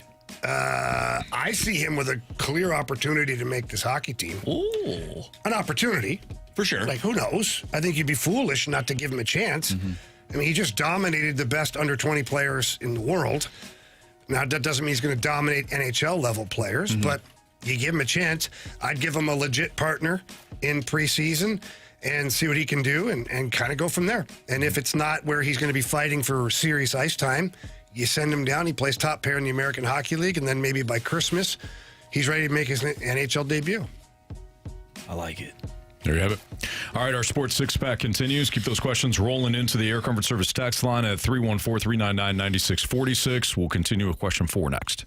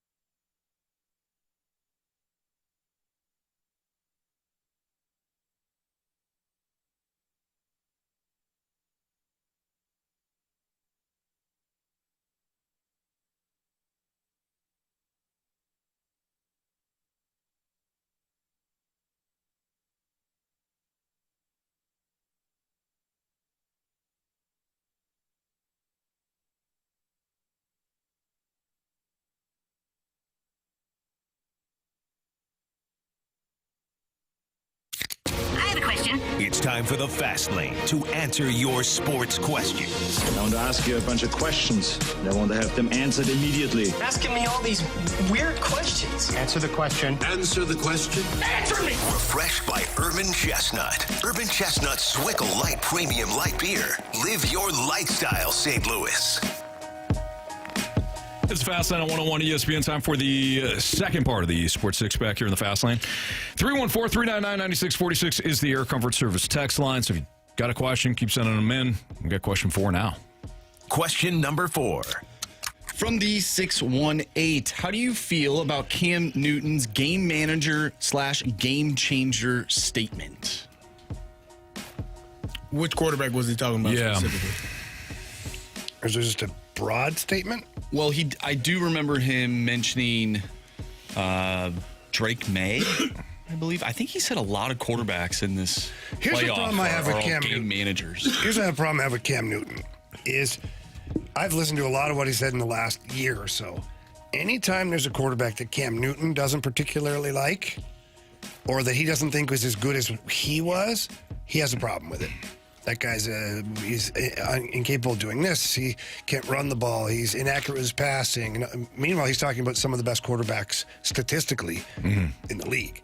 So I don't know how much I put into what Cam Newton says. I mean, how many game changers have there ever been in the NFL though? Like that's a pretty small group. So I don't think you're putting Drake May into one of two categories, either game manager, game changer. That's but are you calling Drake May so game changer to me is like a Patrick Mahomes, where he can run out of the pocket, run down the field. Drake May is Lamar neither. Jackson is a game changer, because they have Steve Young was a game changer. You have these. Tom Brady was a game manager too, but he / game changer because the way he was so good at managing the game. Mm-hmm. So why do we have to keep putting these guys in categories like this? I don't get it. I don't think it's I think if based on his criteria, I think most quarterbacks are game managers. Mm-hmm. Because a game changer is the guys that you named. It's the elite of the elite. Josh Allen, game changer. Lamar Jackson, game changer. Patrick Mahomes, game changer. Like you're just talking about Cam Newton was a game changer. Right, quarterbacks that are in the league right now, those guys are game changers. Jalen Hurts would probably be in the game manager conversation, as is Jordan Love, or I think he's just basically saying, I think Matthew Stafford would be in the game changer. I do. I think Matthew Stafford, because he is elite in a certain skill set. Like I think you have to have an elite skill set of some sort. Doesn't a really great game manager become a game changer? Not always. I don't think so. Okay. I think you can be a great game changer and learn how to manage the game. Doesn't necessarily make them a game changer doesn't mean they're elite. They have the capability. I think it does. I don't know. I think if you're a game changer, you are elite. He's not a game changer. He's not a game manager either. He's a quarterback. He's a quarterback. He was your favorite quarterback to start the season. I don't want to say he's my favorite. We got the evidence right here. Arizona, NFC West champions. I thought that they were going to figure some things out. Clearly, I was wrong. Can't play well. Didn't play well. Stayed injured. Actually played better with Jacoby. I just think that a game changer. I'm thinking more like Steph Curry has been a game changer in the NBA. Like that, he literally changed the way that the game was played because of his 3-point prowess. Michael Jordan was a game changer. But if you look at football in particular, is the quarterback or the OC the game changer? The quarterback. Well, but I'm just saying the quarterback's executing the game plan that the OC puts together. Yeah, but he still got to go out there and do it. I can tell you. I can tell you what to do if you're going to do it or not. So, is he looking at this from like a pure athletic ability? Because you could look at a quarterback who's very, very good pre-snap, who might not have the physical traits, but pre-snap, they're dissecting the defense. I would consider that quarterback to be a game changer. That's why I put Matthew Stafford in the conversation. That goes back to what Jamie said about Tom Brady, too. Peyton Manning falls into that. Yeah. So those are game changers. To me, his criteria sounds like a guy who can run around the field. More than likely is going to have multiple rushing touchdowns. That's kind of as where well. I went because it's Cam Newton saying it. I don't think that that's what he meant by that. Because, like you said, Peyton Manning is a game changer. Like anybody that you have to, like when you circle certain people on the board before the game, like the week of practice, we got to make sure this guy doesn't kill us. Like there are certain quarterbacks that you might not have to circle. Who is keeping defensive coordinators up at night, or those are game changers? Offensive coordinators up at night. Those are game changers. Like we have got to figure out a way to slow this guy down. And you got Myles Garrett is a game changer. Yeah, you dedicated everything. Yes. Those are your game changers. Yes. All right, moving on. Question number 5. In DeBoer We Trust wants to know, does Lane Kiffin get/deserve a ring if Ole Miss wins the Natty? Maybe one of those replicas you can get off of Fanatics. I thought about that, and I was wondering if he would actually get a ring. He should. He as much as like stubborn as he should. He should. He built the team. He's a I don't know. He's a scapegoat. I wouldn't have left my team on the verge of the playoffs, okay? And I understand why he did and all that. I don't agree with it. But the bottom line is the man built that team, that specific team. Yes, he would deserve a ring. And it would be petty. It would be a bad look for Ole Miss. It'd be a worse look for Ole Miss if they win it and they say, we're not giving this guy a ring. As opposed to saying, hey, he was obviously a part of it. We don't like the way it ended, but of course, here's your ring. You know, I can see both sides of this. I really can. But here's where my head goes: is Lane Kiffin recruited, got this team to where it is. All of those things got them to a college football playoff. Mm-hmm. But the most important games, the biggest wins, are in the college football playoff without him. Mm-hmm. So, although I give him credit for assembling the team, I don't know if I give him a ring because he really wasn't there through the really tough times, nor will he be there for the championship game. So he has no ability. Lane Kiffin has no ability to make a difference on any of those games. But they're not even in that position. And in fact, if it's not for Your Honor, Lane Kiffin. Excuse me, Your Honor, if I may. In fact, I would say that Lane Kiffin is almost acting against Ole Miss at this point by taking coaching staff, by do all that stuff. Very true. So therefore, if they win the national championship, why would you reward the guys trying to steal half your team right now? Because he was a part of it as well. It was him. I'm with you. I really am. I'm with you. But in this case, I would take the high road. It's Carey not. I'd want to give him 2 rings. It's not unlike like when Benji Molina. He received a ring from the Giants. Yeah, but he didn't abandon a team when they traded him. Yeah, that's fine. But you're rewarding a guy that was a part of. But he didn't leave on his own accord. Jamie, I'm with you on this. I would take the high road. Bad example. I would take. It's not a bad example, and you know it, which is why you're laughing. I would take the high road. That's what I would do if I'm Ole Miss. I wouldn't. We don't like the way he left. We hope he doesn't win a game in Baton Rouge, but no, I have nothing. This isn't about Lane Kiffin for me. It's about the standard that you're setting. The standard is you're either in or you're out, and then when you're out, you can't steal half of our coaches and try to you're trying scumbag move. You're trying to capsize the boat when you're not on it. Yeah, go chase yourself. Karma's a you know what, but here's your ring. Yeah, karma's really something, eh? He's going to be paid all those millions of dollars. It's tough to be Lane Kiffin. Hey, you know the last guy that took the bag in LSU? Where's he at now? Sitting at home on a bag of money. With his family. With his family. Question number 6. I'll finish it. All right, for the 636, is it a concern that even when the young guys come up for the Blues, your core has a soft, non-killer mentality which drags them down rather than elevate them? The best players in the league hold their team to a high standard, and the main guys on this team seem to have no fight and no urgency. Is that a question or a statement? Because if it's a statement, feels I'll say like a statement. Okay. Is it a concern? Whatever, dude. That's the question. Whatever, dude. No, it's not a concern because even though we're not happy with the results of what's going on with the Blues right now, there's a greater number of players that, in my opinion, have good character and care. And certainly, if nothing else, they have a great coaching staff, top to bottom. From Monty to Otter to Webby, Claude Julien, and then Davey Alexander.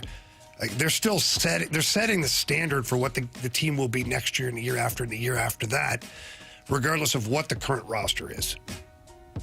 All right, we got the Gauntlet and a repeat Gauntlet contestant next on 101 ESPN.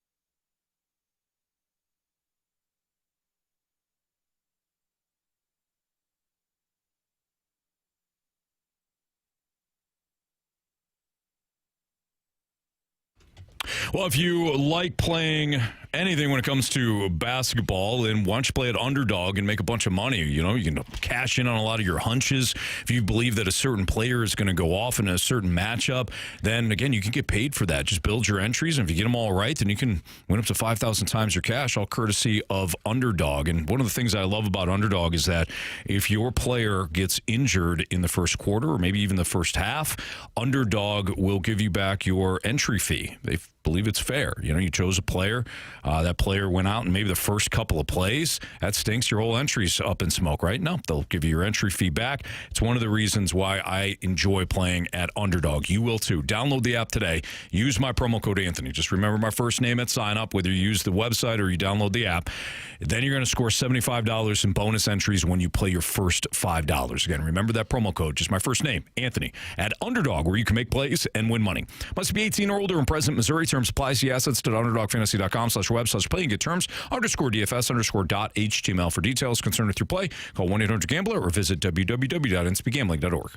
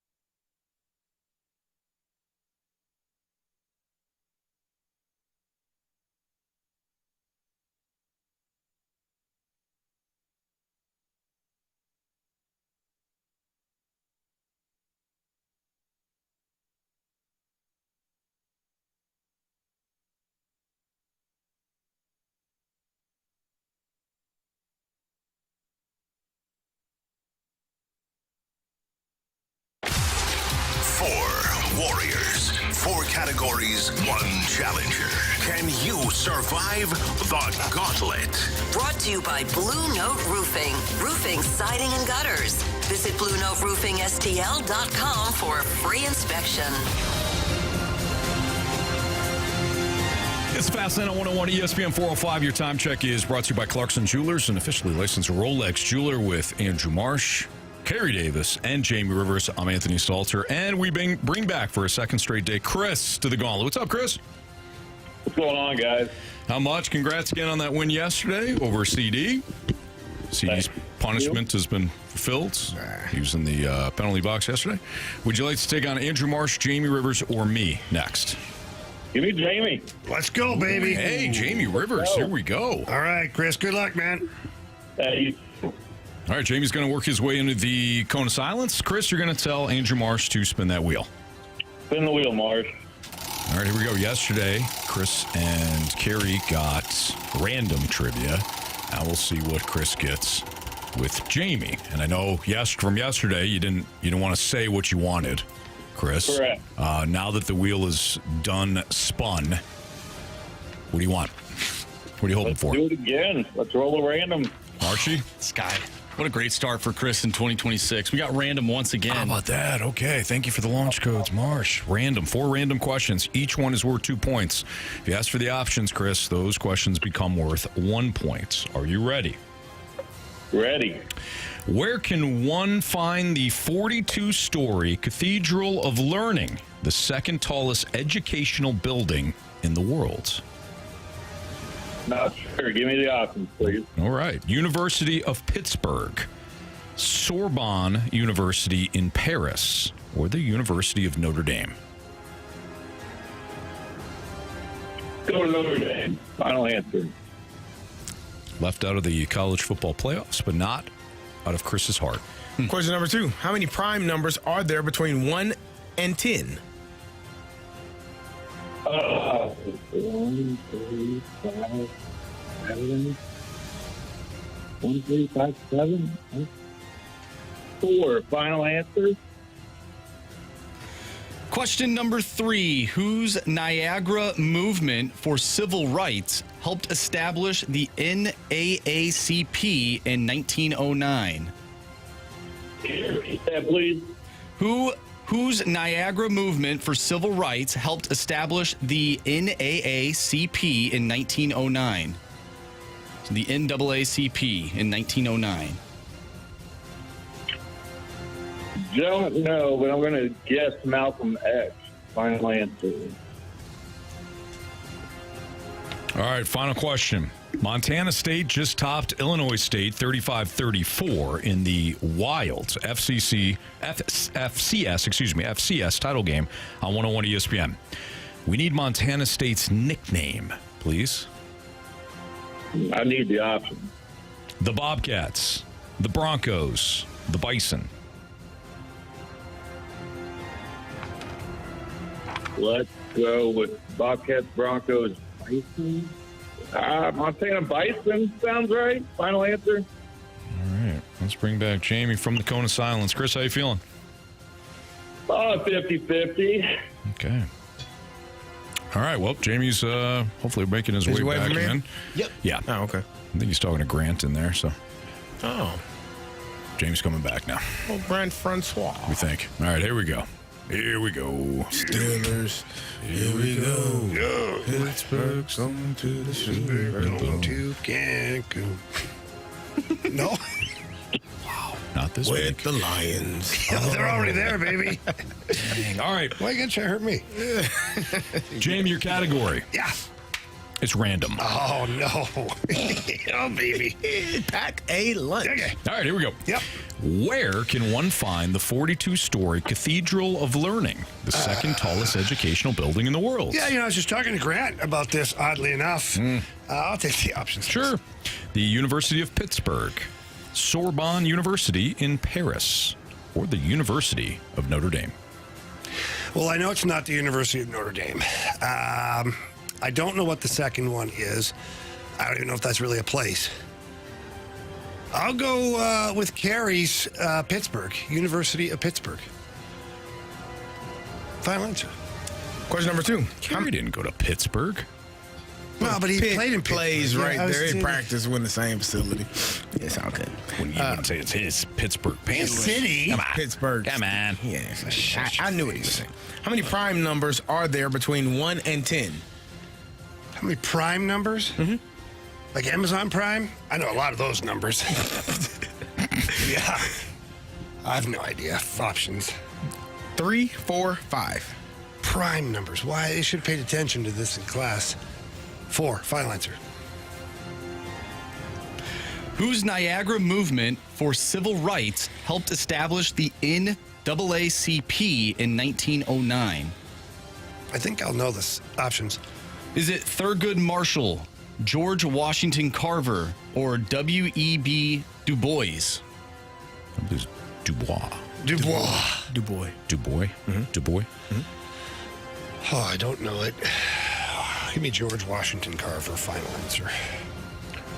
Final question, Jamie. Montana State just topped Illinois State 35-34 in a wild FCS title game on 101 ESPN last night. We need Montana State's nickname, please. Oh my gosh, I think we said it earlier. Options. The Bobcats. There it is. The Broncos. There it is. The Bison. Give me the Bobcats, please. All right. Final answer. Okay. Oh man, idiot. Let's go over these. Where can one find the 42-story Cathedral of Learning, the second tallest educational building in the world? Chris went with the University of Notre Dame. Jamie went with the University of Pittsburgh. Correct answer is... It's the University of Pittsburgh. University of Pittsburgh. Jamie on the board, 1-0. How many prime numbers are there between 1 and 10? Chris said 4. Jamie said 4. Correct answer is... It's 4. It's 4. The number 2, the number 3, the number 5, and the number 7 are prime numbers, 1 through 10. But Chris didn't need the options. We got a 2-2 tie. Whatever, Chris. 2-2 tie between Chris and Jamie. All right. Whose Niagara movement for civil rights helped establish the NAACP in 1909? Chris, I believe, went with Malcolm X. I believe that's what Chris said. Yes. Jamie went with George Washington Carver. Correct answer is... It's W.E.B. Du Bois. Du Bois. So we got a 2-2 tie still. Yeah, boy. 2-2. Comes down to this. Montana State, as we know, just topped Illinois State 35-34 in a wild FCS title game right here on 101 ESPN. We need Montana State's nickname, please. Chris went with the Bison. Jamie went with the Bobcats. If it's the Bobcats, Jamie wins. If it's the Bison, Chris wins. If it's the Broncos, second straight day, we got a walk-off. Bison? Ugh. Chris. You have chosen poorly. You lose. Not today. It is the Montana State Bobcats. Bobcats. Chris, sorry, pal. Your run of terror ends at 1. What a run. Thanks for listening. Thanks for playing, man. Good job, Chris. It's been fun. Thanks, guys. Thank you. See you later, man. Nice job, Jamie. Congrats, buddy. Way to go. Oh, yeah. ESPN breaking news alert. This just in. Ian Rappaport reporting that the Ravens and longtime decorated head coach John Harbaugh are parting ways after days of discussion per the insiders. Wow. Harbaugh out in Baltimore. Holy smokes. He'll get whatever job he wants now. Wow. All right, let's dive into it. Because one thing that really, I think nationwide, there was one thing about this hiring process that didn't look good. That may have just changed. I'll tell you what that is next on 101 ESPN.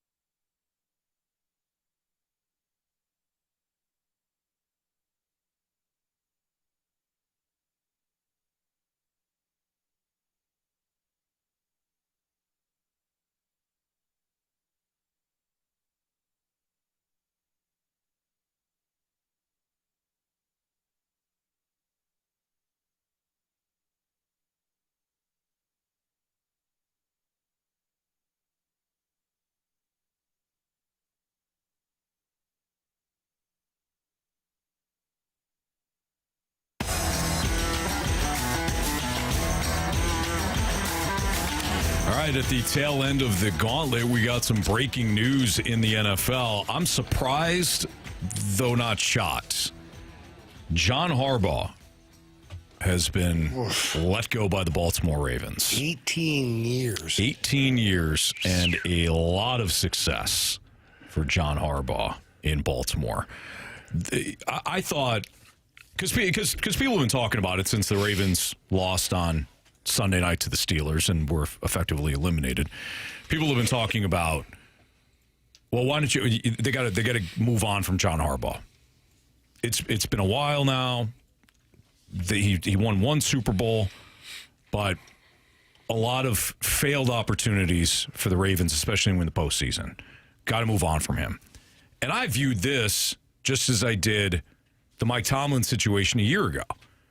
You're not going to move on from Mike Tomlin. You're not going to move on from John Harbaugh. That's exactly, though, what the Ravens did. The Ravens let go of John Harbaugh. And I was saying this to start at the tease. This coaching cycle, the candidates, pretty weak crop. But then Kevin Stefanski got fired, and now John Harbaugh. And all of a sudden, if you're one of the, how many are we looking at? 7 teams that need head coaches now? Well, 8 if you include the Ravens, of course. The Browns, Titans, Raiders, Giants, Falcons, Cardinals, Ravens would make 7. Titans. You say Titans? Yes. Browns, Titans, Raiders, Giants, Falcons, Cardinals, Ravens. So 7 now. Your crop of candidates are actually pretty decent at the top.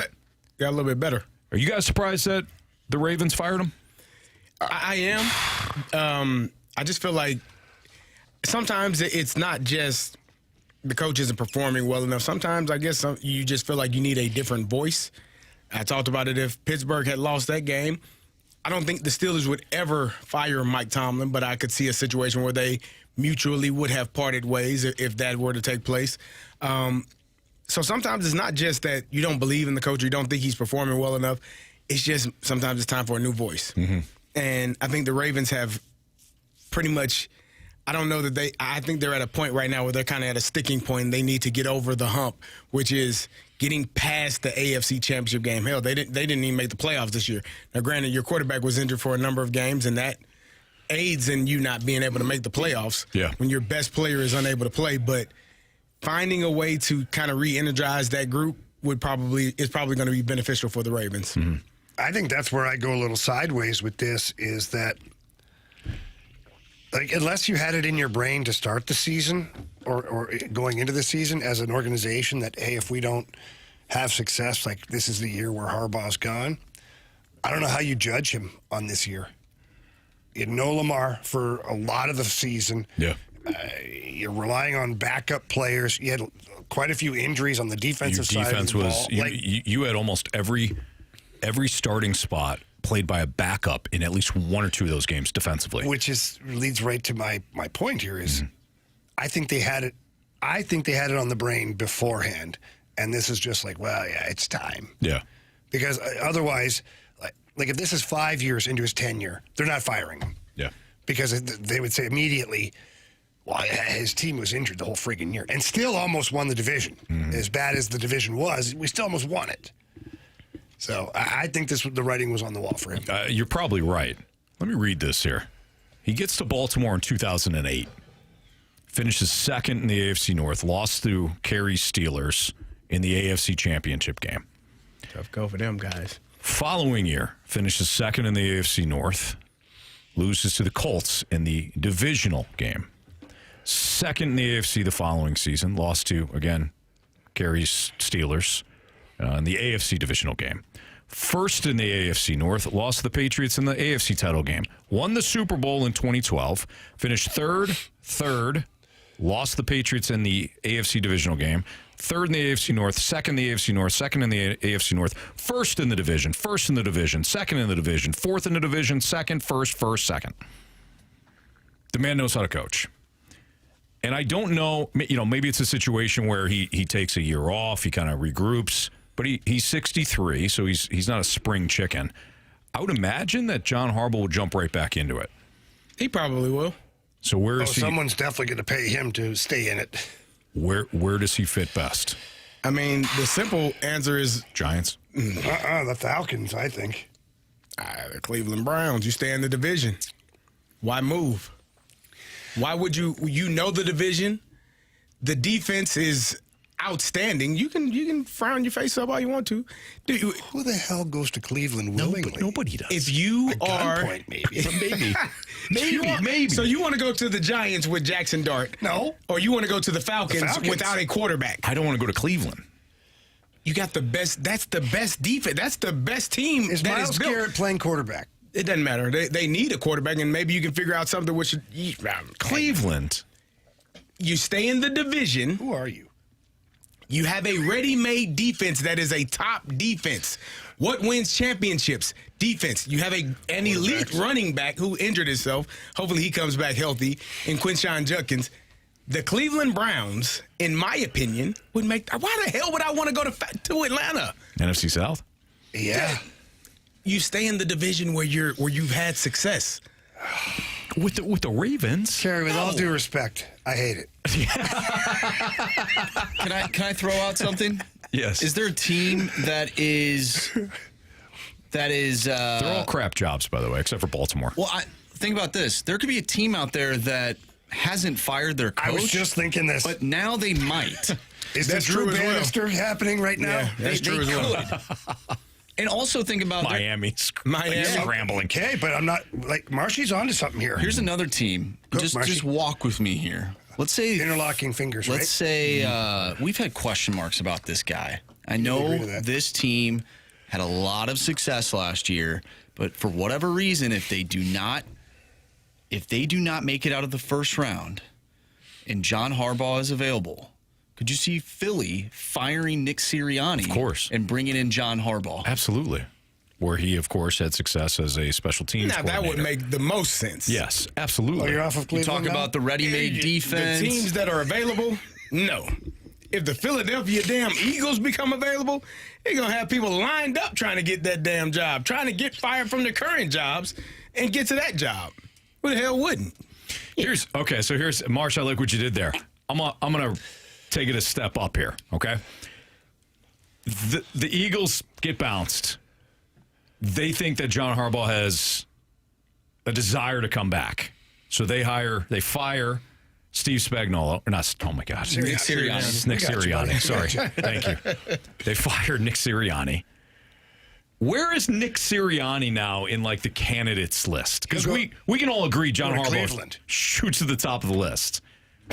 They got a defense that's ready to roll. Where does Nick Sirianni go? Probably Arizona. No, I'm just talking about like John Harbaugh. John Harbaugh just got fired. Oh, he'd We're be up all there. like number one. Where does Sirianni go? Not number one over Harbaugh. I don't think. Well, no, definitely not. Number two, I would take him over Stefanski. He has won a Super Bowl. He has, and Anthony didn't even believe in him. No, I didn't. Yeah, no, and one of his guys too. I believed in him this season though. Got the Eagles winning it all. Here's another team. Here's another team as well. Buccaneers should fire Todd Bowles. Just about to say, what about Todd Bowles? That team. You shut your mouth. No, that team. Carey's right. Harbaugh would be better in Cleveland.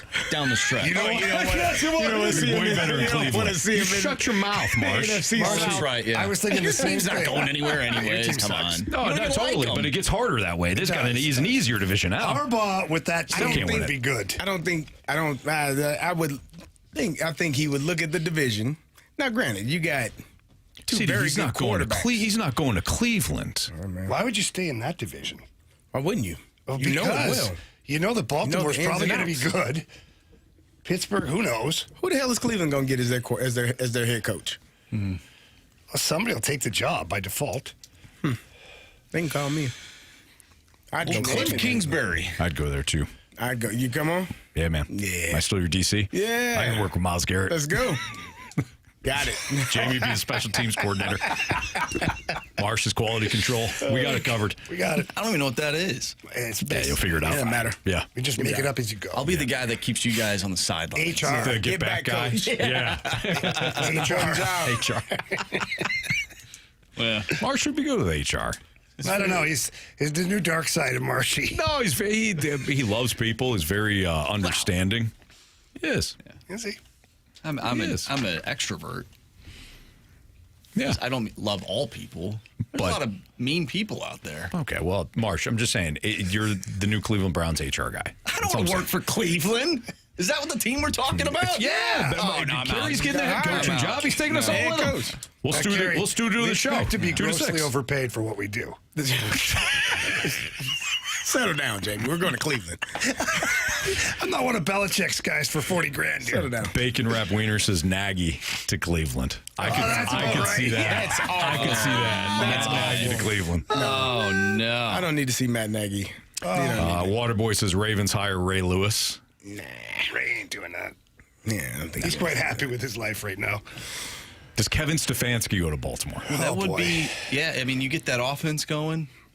I know you don't like Kevin Stefanski. I know you. I'm not either.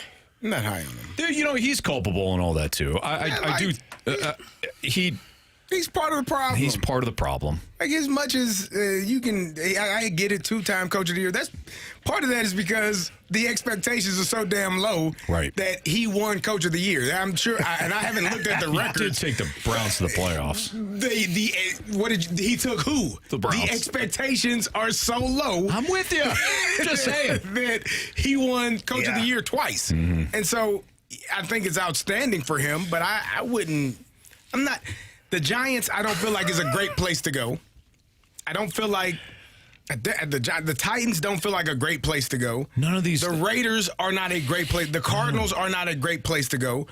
The Falcons are a good organization. They do have kind of all of the things that you need. Offense, defense, they have drafted well. They're a quarterback. They're a mess, right? They're a mess, but not a Cleveland type mess. Yes. You know, does that make sense? Yeah. Like the Falcons are a mess, but kind of like that lovable mess. You're like, it's like organized. You can't figure it out, can you? Organized chaos. You can't figure out your life, can you? Where Cleveland's like, are you actively trying to screw your life up? Yeah, that's kind of how they need the Browns would have to hire. In order to correct all of the things that they would need to hire someone like John Harbaugh, not Matt Nagy. Matt Nagy just adds on to what you've already done in your Carey. history. You're assuming Harbaugh Carey. You're talking logic. We're all with you. It's Cleveland, and it's going to be Matt Nagy. That's ridiculous. I feel bad for those guys. I think Brian Flores would be a great great fit with Baltimore. Oh yeah, that actually might be really good. Great call. Mm-hmm. Yeah, that would be. That's a well done, Marsh. Well, thank you.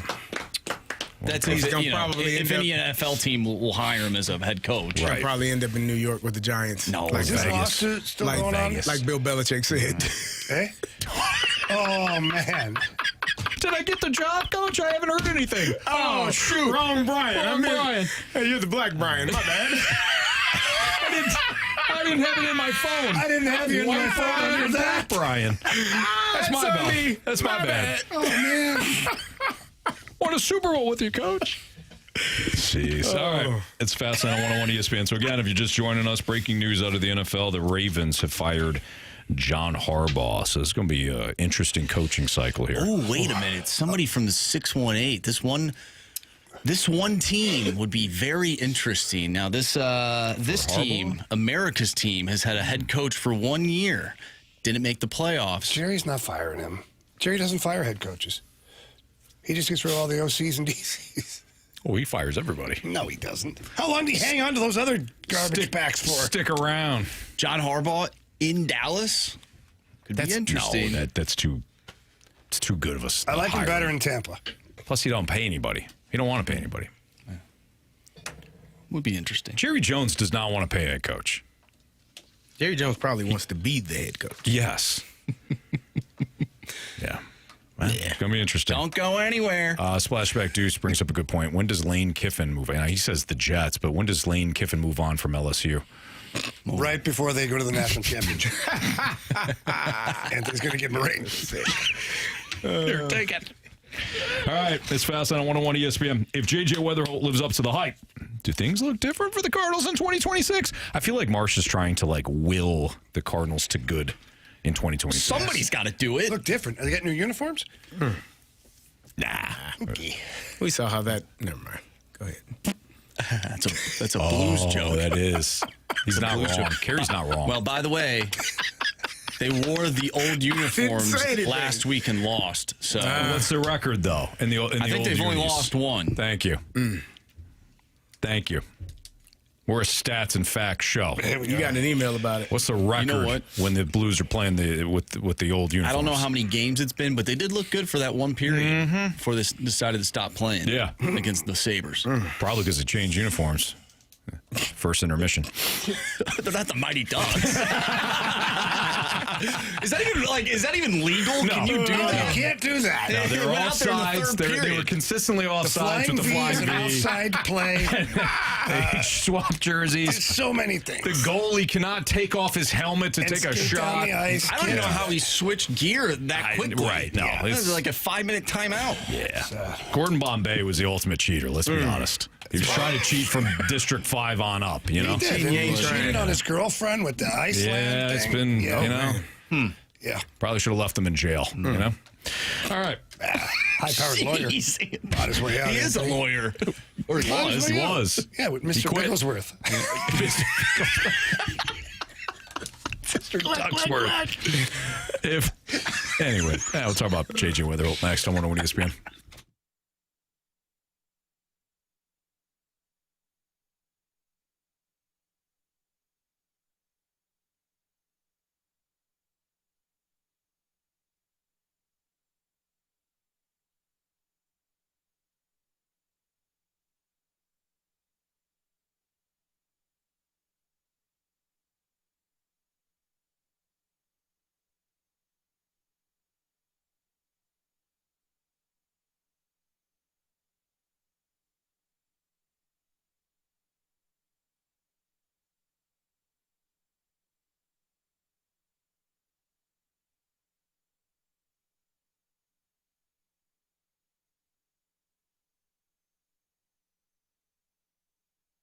Hey, it's Carey Davis, and FanDuel is giving all customers a profit boost every college football playoff game day. That means more chances to level up your picks and turn big moments into even bigger wins. Ride with the favorite, take a shot on the underdog, or build a parlay, then apply your profit boost and go for bigger winnings. And this college football playoffs have been outstanding. You're down to the final four teams: Oregon versus Indiana, Ole Miss versus Miami. Let's see who can take home the championship. Maybe you want to take Ole Miss on the money line. Maybe you want to take Indiana on the money line. Whatever you want to do, you can. FanDuel is the best place to get your football action all playoff long. And when you win, you'll get paid instantly. So visit FanDuel.com/Missouri to get your college playoff profit boost today. 21 plus and present in Missouri. Opt-in required. Bonus issued as non-withdrawable profit boost tokens. Restrictions apply, including token expiration and max wager amount. See terms at sportsbook.fanduel.com. Gambling problem? Call 1-800-GAMBLER.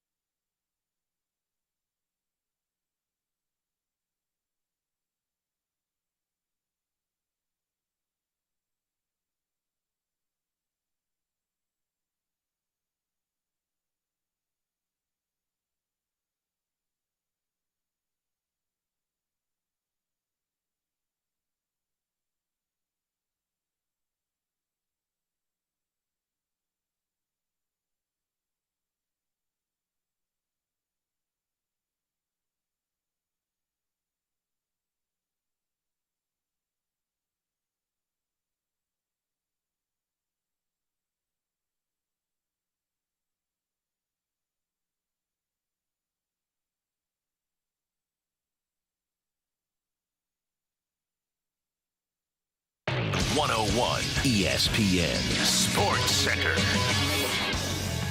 I'm Andrew Marsh. It's time for a Sports Center update brought to you by Saliga Heating and Cooling. We just got done talking about John Harbaugh.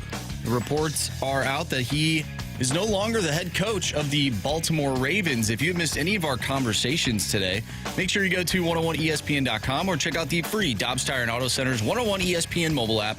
Just head to the podcast page and you will find all of our shows there. And it's all brought to you by the Schaefer Door Company. The Blues are off tonight. They'll take on the Chicago Blackhawks tomorrow.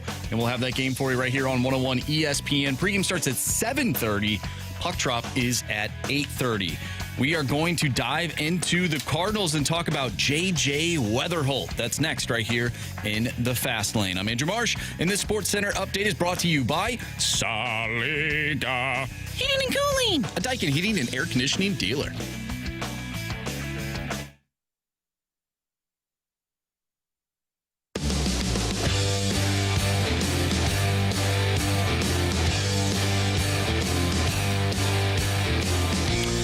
So JJ Wetherholt lives up to the hype. Do things look different for the Cardinals in 2026? I would think so, but my next question is going to be, what does the pitching look like? Because JJ Wetherholt can have an outstanding year, just like Mason Wynn had an outstanding year last year, or a very good year if you're, not as high on the offense for Mason Wynn. But one offensive player can have a really great season and it not matter. To me, the closest thing from the Cardinals being where they are now, back to a contender and relevant, straightest line, is pitching. So I don't think J.J. Wetherholt having a big season would... let me rephrase. J.J. Wetherholt having a big season would be fantastic for J.J. Wetherholt and the future of the Cardinals. Yeah. It doesn't necessarily mean that it's going to be great for the 2026 version of the Cardinals. So that's where I am with it. It's not about the 2026 Cardinals. It is to a certain point where you'd like to see guys like J.J. Wetherholt succeed and take steps forward and play well, because then it sets you up for 2027 to where some of that pitching that we're talking about that they have acquired and drafted and developed and all those young guys. Now, it's not this year. It might be the next year or the next year after, to where you're loaded with pitching if everything goes according to plan. Mm-hmm. But J.J. Wetherholt taking the necessary steps this upcoming season certainly helps. Mason Wynn continuing to get better and develop and bring more offense to the game helps. Like, you go around the diamond and Alec Burleson getting his first year at first base, most likely. Yeah. That helps, too.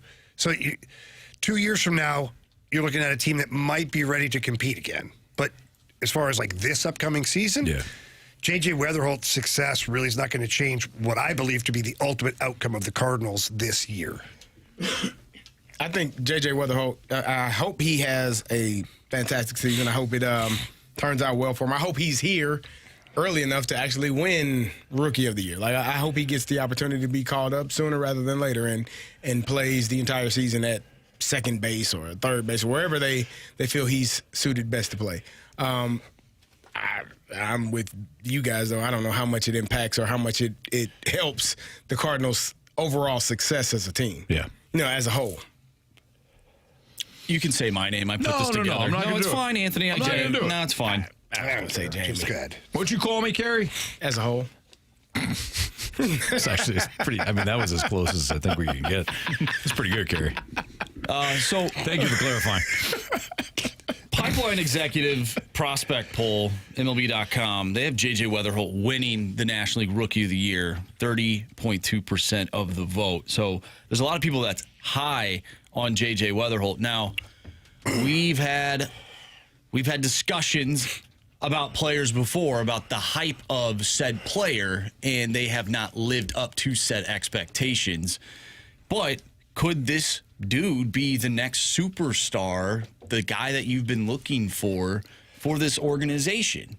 Because I don't know, out of the players that we've talked about in the past that are still on the roster, we have yet to see them really take a hold of, or at least live up to the expectations, the hype that we've set for them. Mm-hmm.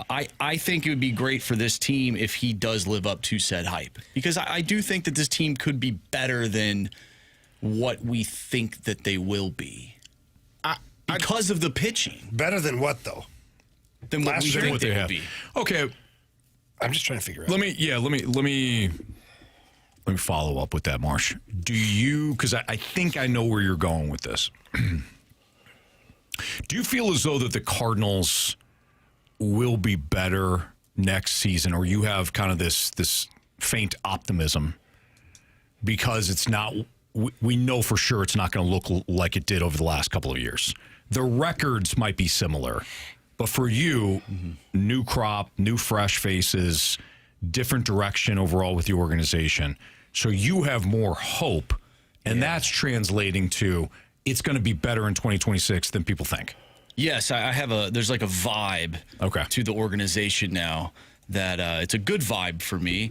But based on what I watched last year with the pitching staff, there were games where I'd want to bang my head into a wall because of the pitching staff, and I am faintly optimistic, as you said, about this current group being better than what we saw last year. Plus, you have your positional players who I hope are going to take a step forward. And given where the team was last year, kind of hovering around maybe making a playoff push, trying to make the playoffs. Now, I don't think any of us outside of Pete on the text line actually thought that would occur, except for that 1 week when we said that, maybe they could. Yeah. It's kind of in jest, though. Bennett? Well, it's not Cardinal season. We haven't seen him for a while. Pop back up. Yeah. I don't know. There's something about the vibes I'm getting that I think they will be better than maybe what we're expecting them to be. I don't know if that's a playoff team, but I think that they could be better than what we're expecting. I would rather go in with that mindset than what I went into this season with the Blues, expecting this team to be way better than what they are and all of a sudden just be super disappointed. I think that's fair. I have renewed hope because it's new direction. I just don't know if it's going to be 85 wins, hopeful, and they surprise. I highly doubt it. But at least I can see what the path is now. What did they have last year? 82, 81, 79. I don't know. I'm trying to find out here. 78, 76. They had 78 wins. 78. So, as a group right now, over or under 78 for the Cardinals this upcoming season? I mean, I think you got to go under. Okay. Carey? Especially considering you don't know who's going to be. I mean, Donovan could be trading in an hour. I want to say 78 feels low. Give me 80. I'm going to go over just because I think the pitching's going to be better. There you go. Okay.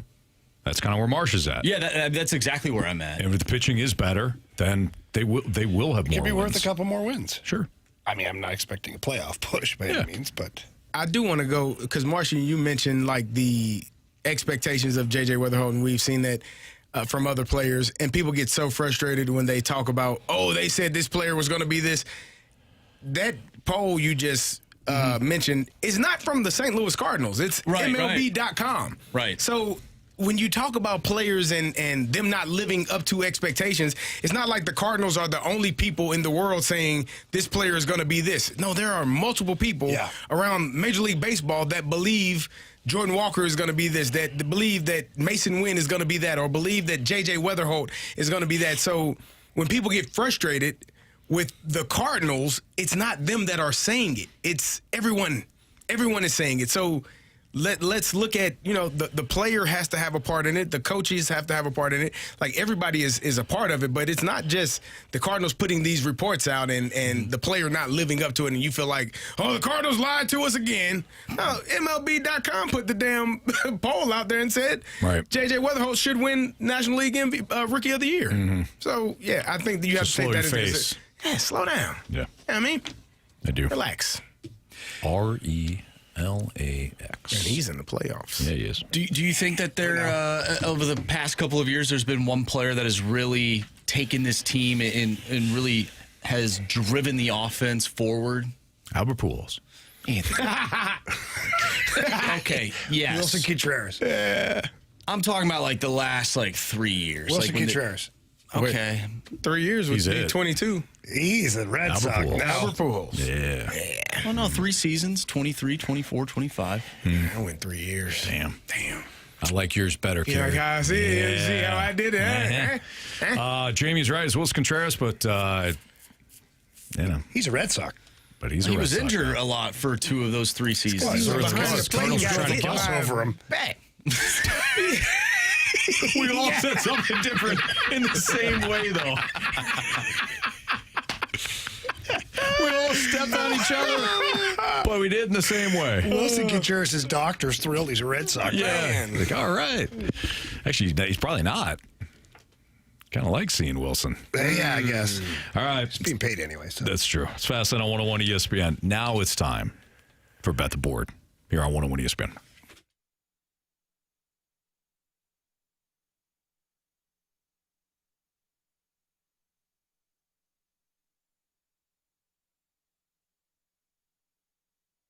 All right, Happy New Year, everybody. Are you in the market to purchase a new home or list your home? Right now in the new year is a very good time to list your home.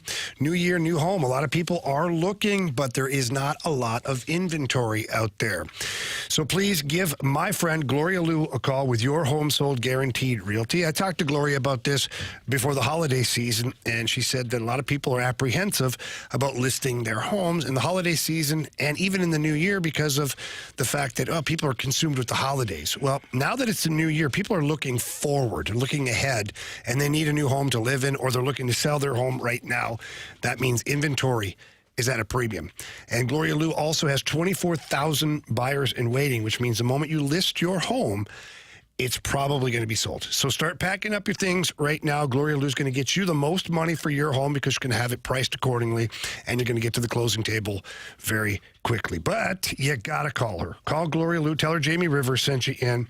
Her number's 314-325-6888. That's 314-325-6888, or you can always visit GloriaHasTheBuyers.com.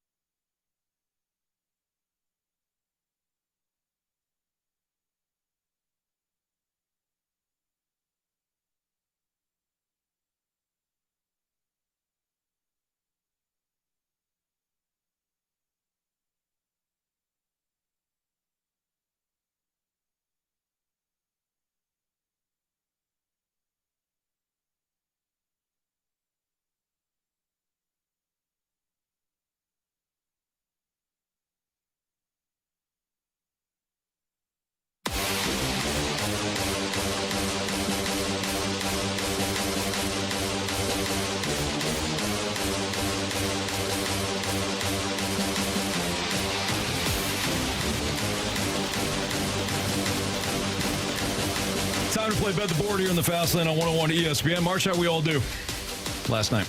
Well, Anthony, you and Jamie did pretty well. High five, Jamie. How about Ohio State? They lost by 3. Yeah, they did. They covered. Live line they did. Yeah. Ottawa, Detroit. They scored a lot of goals last night. They did. A lot in the first period. Jalen Brunson, though, didn't get the job done. Minnesota Wild did not get the job done. A tough one. So 1-1-0-0. So Jamie's up first because he won last week. Okay. First period, I'm going to take the over between the Avalanche and the Lightning. Minus 145. All right.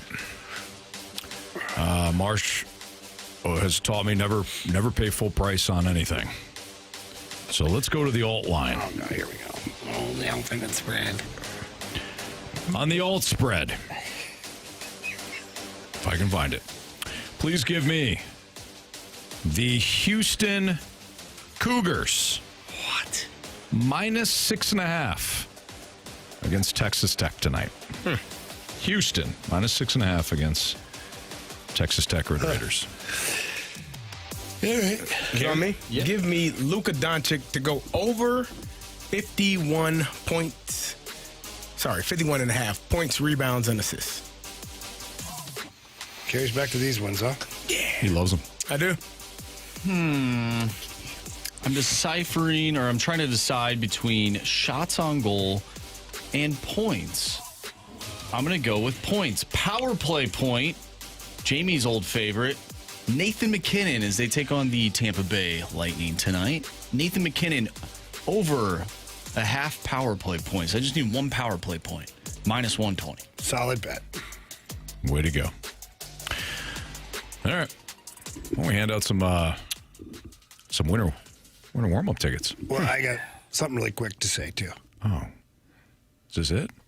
Happy birthday, McKinnon Rivers. Happy birthday Yes. to you. My daughter, Birthday song, of course. daughter McKinnon is 17 years old today. Sweet 17. Yeah. Happy birthday. Happy birthday, So we're going to McKinnon. have a big old dinner with everybody and have some fun and all that stuff. So We're going to go taco some delicious Taco Bell, maybe some KFC. What we you are thinking? going Mexican.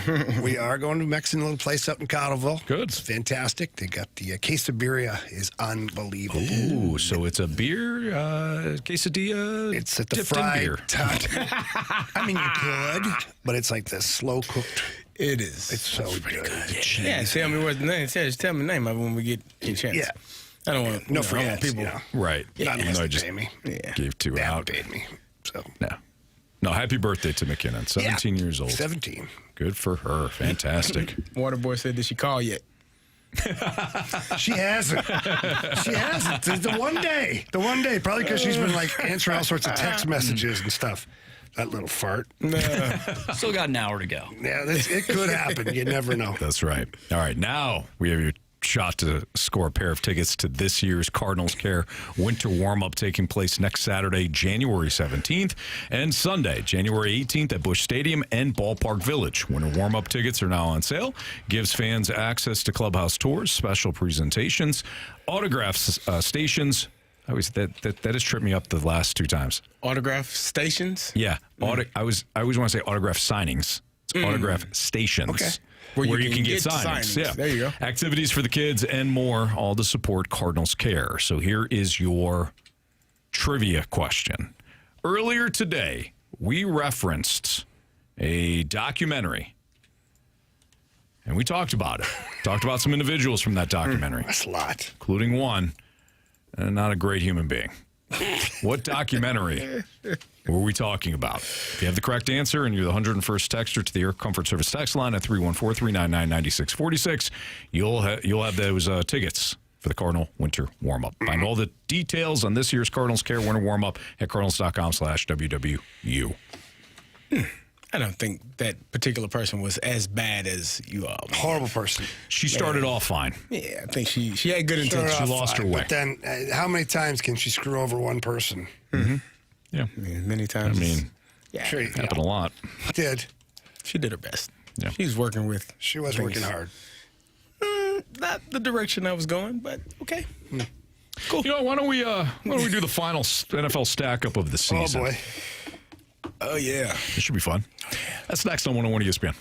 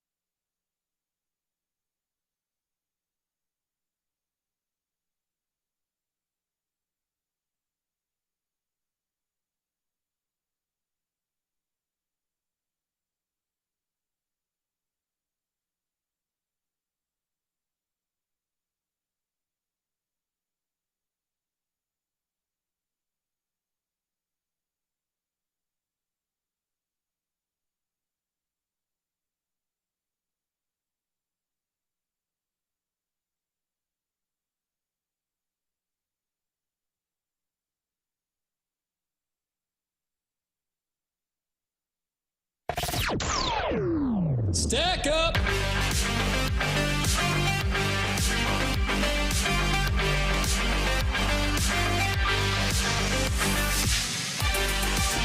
Before your time check is brought to you by Clarkson Jewelers, an officially licensed Rolex jeweler with Andrew Marsh, Carey Davis, and Jamie Rivers. I'm Anthony Stalter.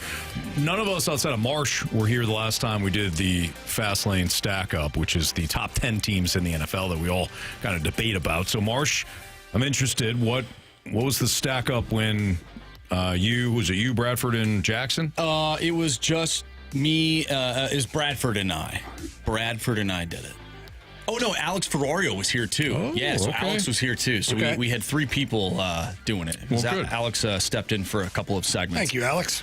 So the number 1 team, we had the Patriots. At 2, we had the 49ers. Ooh. 3, the Seahawks. 4, the Jags. 5, Broncos. 6, Texans. 7, Rams. 8, Bears. 9, Bills. 10, Eagles. How was it when you guys did it? Was it a full debate? There were discussions. I don't know if there was any arguing up until like the final few teams. So it was a failure. Sure. Wow. Jamie wants drama. We did it a couple weeks without Anthony, and we were pretty. Oh, stop it. Pretty. Fine. You know, we were fine. We were fine. Yeah. We realized there's only that this one person that makes it uncivil. Pretty much. They said the last 2 times we did it. Who hasn't been here? You weren't here. You either. That ain't me. Oh, no, there it is. It ain't me, it's you. It's definitely you. Harry Davis, T-shirts now available. It ain't me, it's you. It ain't me. Sure as hell ain't me. All right, boys. All right. Final stack up of the year. You guys ready? Yeah. Jamie, would you like to present? I don't think he can change the top one. I just don't think he can. Patriots number 1 last week. They won again, 14-3. Tied for the best record in football all across the board. The Patriots playing this weekend? Yes. Okay. All right. Just such a piece of... The Patriots are playing this weekend, then they can't be the number 1 team. You know what? I say the Patriots. I must leave it there. I'm done. Broncos. Wow. Bronco. The Broncos. I'm going Broncos. What's in that coffee? Pour a little something in there. I bet you did. Taste. It's 5 o'clock, Jamie. I know. It's 5 o'clock here. Anthony, would you like? Let's pick the real team here. Yeah, go for it, Marsh. Seattle Seahawks. I got the Seahawks too. What? Number 1 defense. You're punch drunk. Won a huge game. Outside of Houston. Outside of the Broncos? Nah. What? Okay. Did you see what Seattle did? I'm okay with that. I'm okay with that. They went Broncos on the road. too. No. I have a different team. Who's playing this weekend and who ain't? Are y'all kidding me? No, we're not kidding. Oh my goodness, these guys. Carey, I hate the Broncos. You guys are crazy. I'll go Patriots here. I have the Jacksonville Jaguars. Wow. So the Patriots were number 1 last week, Marshy, just like you used to do to us. They won the game they had to play in front of them, and now they're not. They drop off the board. Things change, who do they play this weekend? This one right here. They play this team right here. They're probably going to lose to that team. Wow. Your team too, Anthony. What right the here. heck? I'm with you. I got the Patriots. All right. Oh, jeez. All right. Now I got Jacksonville, Marshy. I got Jacksonville. All right. Okay. Carey, did you want to at least... Nope, don't worry about it. Broncos at number 4. I have Denver at 4. Won't go any lower than that. Yeah, okay. My top 4 is still... I don't know. I got the Broncos at 4. I got the Rams. Nope. I'm just kidding. I've got the Broncos. Denver. See what I'm saying? I couldn't. Denver at 4. Yeah. Yeah. I would agree with that. Carey, who do you have at 5? I got the Rams at 5. Rams are going to go into Carolina and beat the hell out of those I think the Panthers. Texans, for me, are better right now. I got the Texans at 5. Who do you have? I have Houston.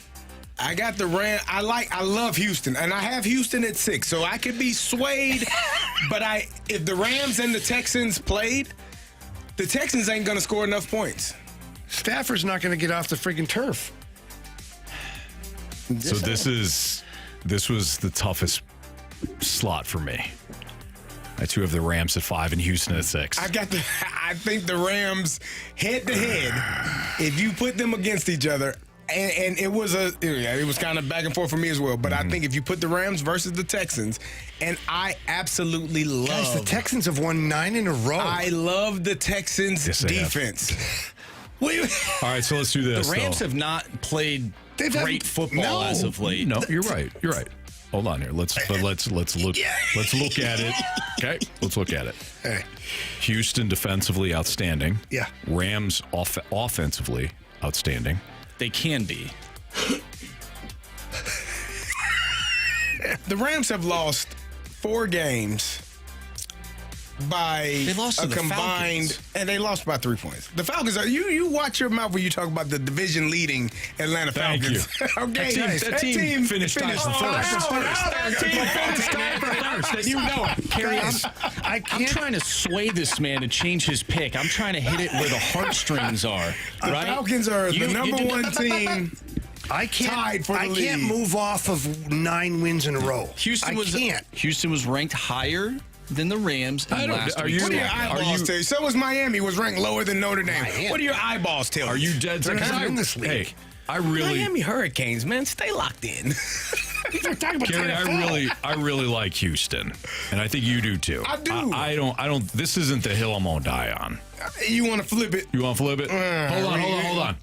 I flip it. Rams at 6. Yeah, okay. Rams at 6. Yeah. Okay. I'll say I aye. had them at 6. Aye. Yes. Okay. All right. Look at this. Man, Not bad. Look at these negotiations. this is going to be bad here. This one's going to get ugly now. This is gonna be bad I know here. what Carey's going to say. You There's know where no I'm way. going. There's no It's probably way. not the other team. It's the team on the other side of the state that I'm going.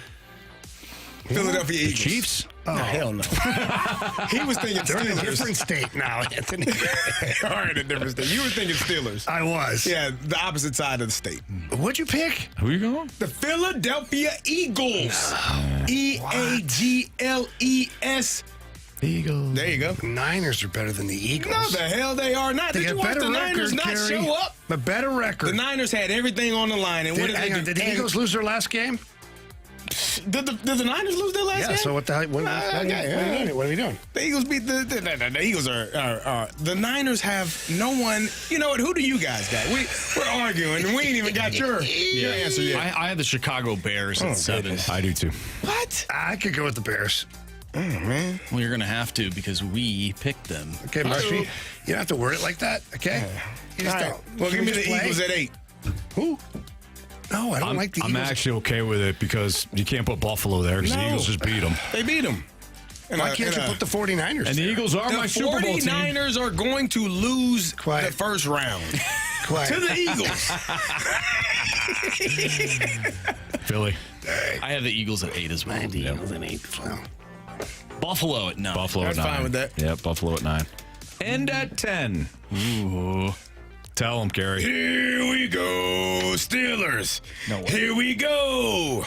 Pittsburgh going to the Super Bowl. Here we go. Yeah, Pittsburgh Steelers. Anthony, who do you have? I have the Green Bay Packers. You are I kidding don't me. have them at all. I've got the 49ers. Okay. You keep putting this damn 49ers team He out picked there. the damn Entire Packers at team is 9 and hurt. 7, bro. They've lost 4 in a row. They've lost 4 in a row. The Packers. God. Yeah. Who do you have at 10, We Mark? started Clayton Tune last Sunday. I don't care. I have Marsh and I knew that. Yeah, true. I'm not wrong. I didn't know it. I clearly. I I knew was in Denver. Yeah, I picked them. I have a team that had a chance to be the number 1 seed in the conference over a team that made the playoffs because of rookie kicker missed a field goal. So I have the 49ers. Yeah, here we go. Yeah, put them at 10. That's fine. I'm fine with it. I mean, 49ers are going to be. I'm fine with Get it. the hell kicked out of them. They got 2 people We'll see. on their entire defense that have played games before. Do you give? We'll see. Here's a question for you guys, Marsh and Jamie. Wow, God. Who do you give a better chance to winning on the road this weekend? 49ers or Packers? Who are the Packers playing? The Chicago. Bears. Yeah, no chance. What? I respect it, Jamie. I really do. Well, this is tough because on one end, Anthony, I'm watching San Francisco take on a team that has not really looked all that great this entire season, but have managed to win games. And on the other end, I'm looking at a Packers team that's going up against a franchise that somehow finds ways to lose in the playoffs Yes. outside of a few seasons. So It's a tough one. I could see You all don't really believe the 49ers the have a Packers chance. beating the Bears, but I'm leaning the Bears. I don't see either of these teams winning though. Niners might make the Super I also Bowl. don't see Pittsburgh beating Houston. Nah, you got to open your eyes, brother. Don't blink. Cut your eyelids off. That's what Mike T says. Oh man. No, I don't want to do Don't that. blink. That Yeah, that's what he says. Mike T talks a good game. Don't blink. Don't blink. You might miss the 4-yard pass down the field. You might. Or the hitch and go for a touchdown. One of the tight ends. One of them is out. Darnell. Yeah. That's too He's bad. on IR. We got 3 more. It'll be okay. Including Cam Hayward, who they love on the goal line. Tush push. Yep. All right, let's do some Blues cues. You want the top 10, though, real quick? Oh, yeah, go for it. Yep. All right. Number 1. Run it, Marshy. Number 1, Seattle. At 2, New England. 3, Jacksonville. 4, Denver, despite having a bye. At 5, Houston. 6 is L.A., the Rams.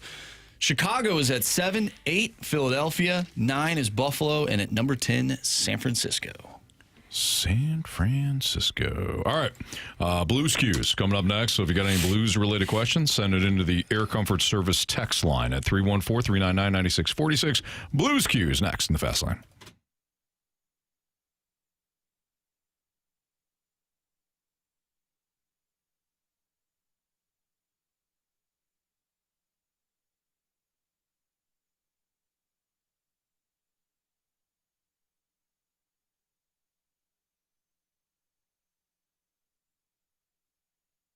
Oh, I love the NFL playoffs. I love playing the NFL playoffs at Underdog because you can make your entries and win money right now in Missouri. You could do so this weekend for Wild Card Weekend. And playing on Underdog is easy. You hear me talking about it all the time. If you haven't played yet, I highly recommend it, especially with the playoffs now. You've had an opportunity, most of you, watch most of the games this year, have a feel for what teams are going to do what in the playoffs, and now's your chance to choose whether or not certain players are going to go over their touchdown stats, their rushing stats, their yards, receptions. Just choose whether or not players are going to go higher or lower on their stats. It's that easy. So this weekend, I keep banging the drum for Travis Etienne because, as we know, Buffalo struggles defending the run. Maybe there's a matchup that you don't think is that great, and you want to go the other side of it where you take a player that's lower. I actually think that McMillan of the Panthers is going to have a big game against the Rams corners that are kind of undersized. I like to go higher on his receiving yards. However you want to build your entries is up to you, but if you get it right, you can win up to 5,000 times your cash, courtesy of Underdog. So what are you waiting for? Download the app today. Use my promo code Anthony to score $75 in bonus entries when you play your first $5. Again, that promo code is just my first name, Anthony, at Underdog. Make plays, win money. Must be 18 or older and present. Missouri. Terms supply. See assets.underdogfantasy.com/web/play and get terms _DFS_.html for details. Concerned with your play, call 1-800-GAMBLER or visit www.ncbgambling.org.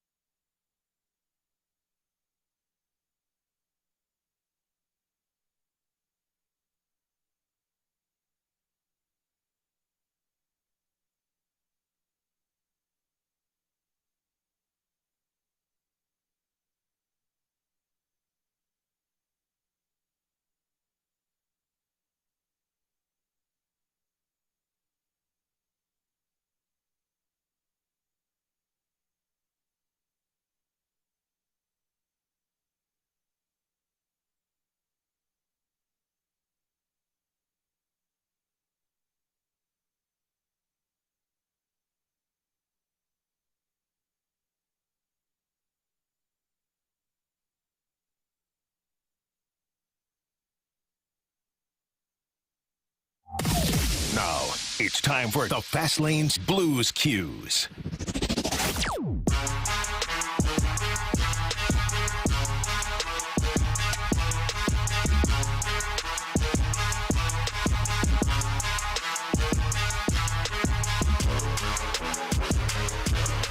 Time for some Blues Cues here in the Fast Lane on 101 ESPN. Air Comfort Service text line is 314-399-9646. So if you got any Blues-related questions, now's the time to get them in and get them answered.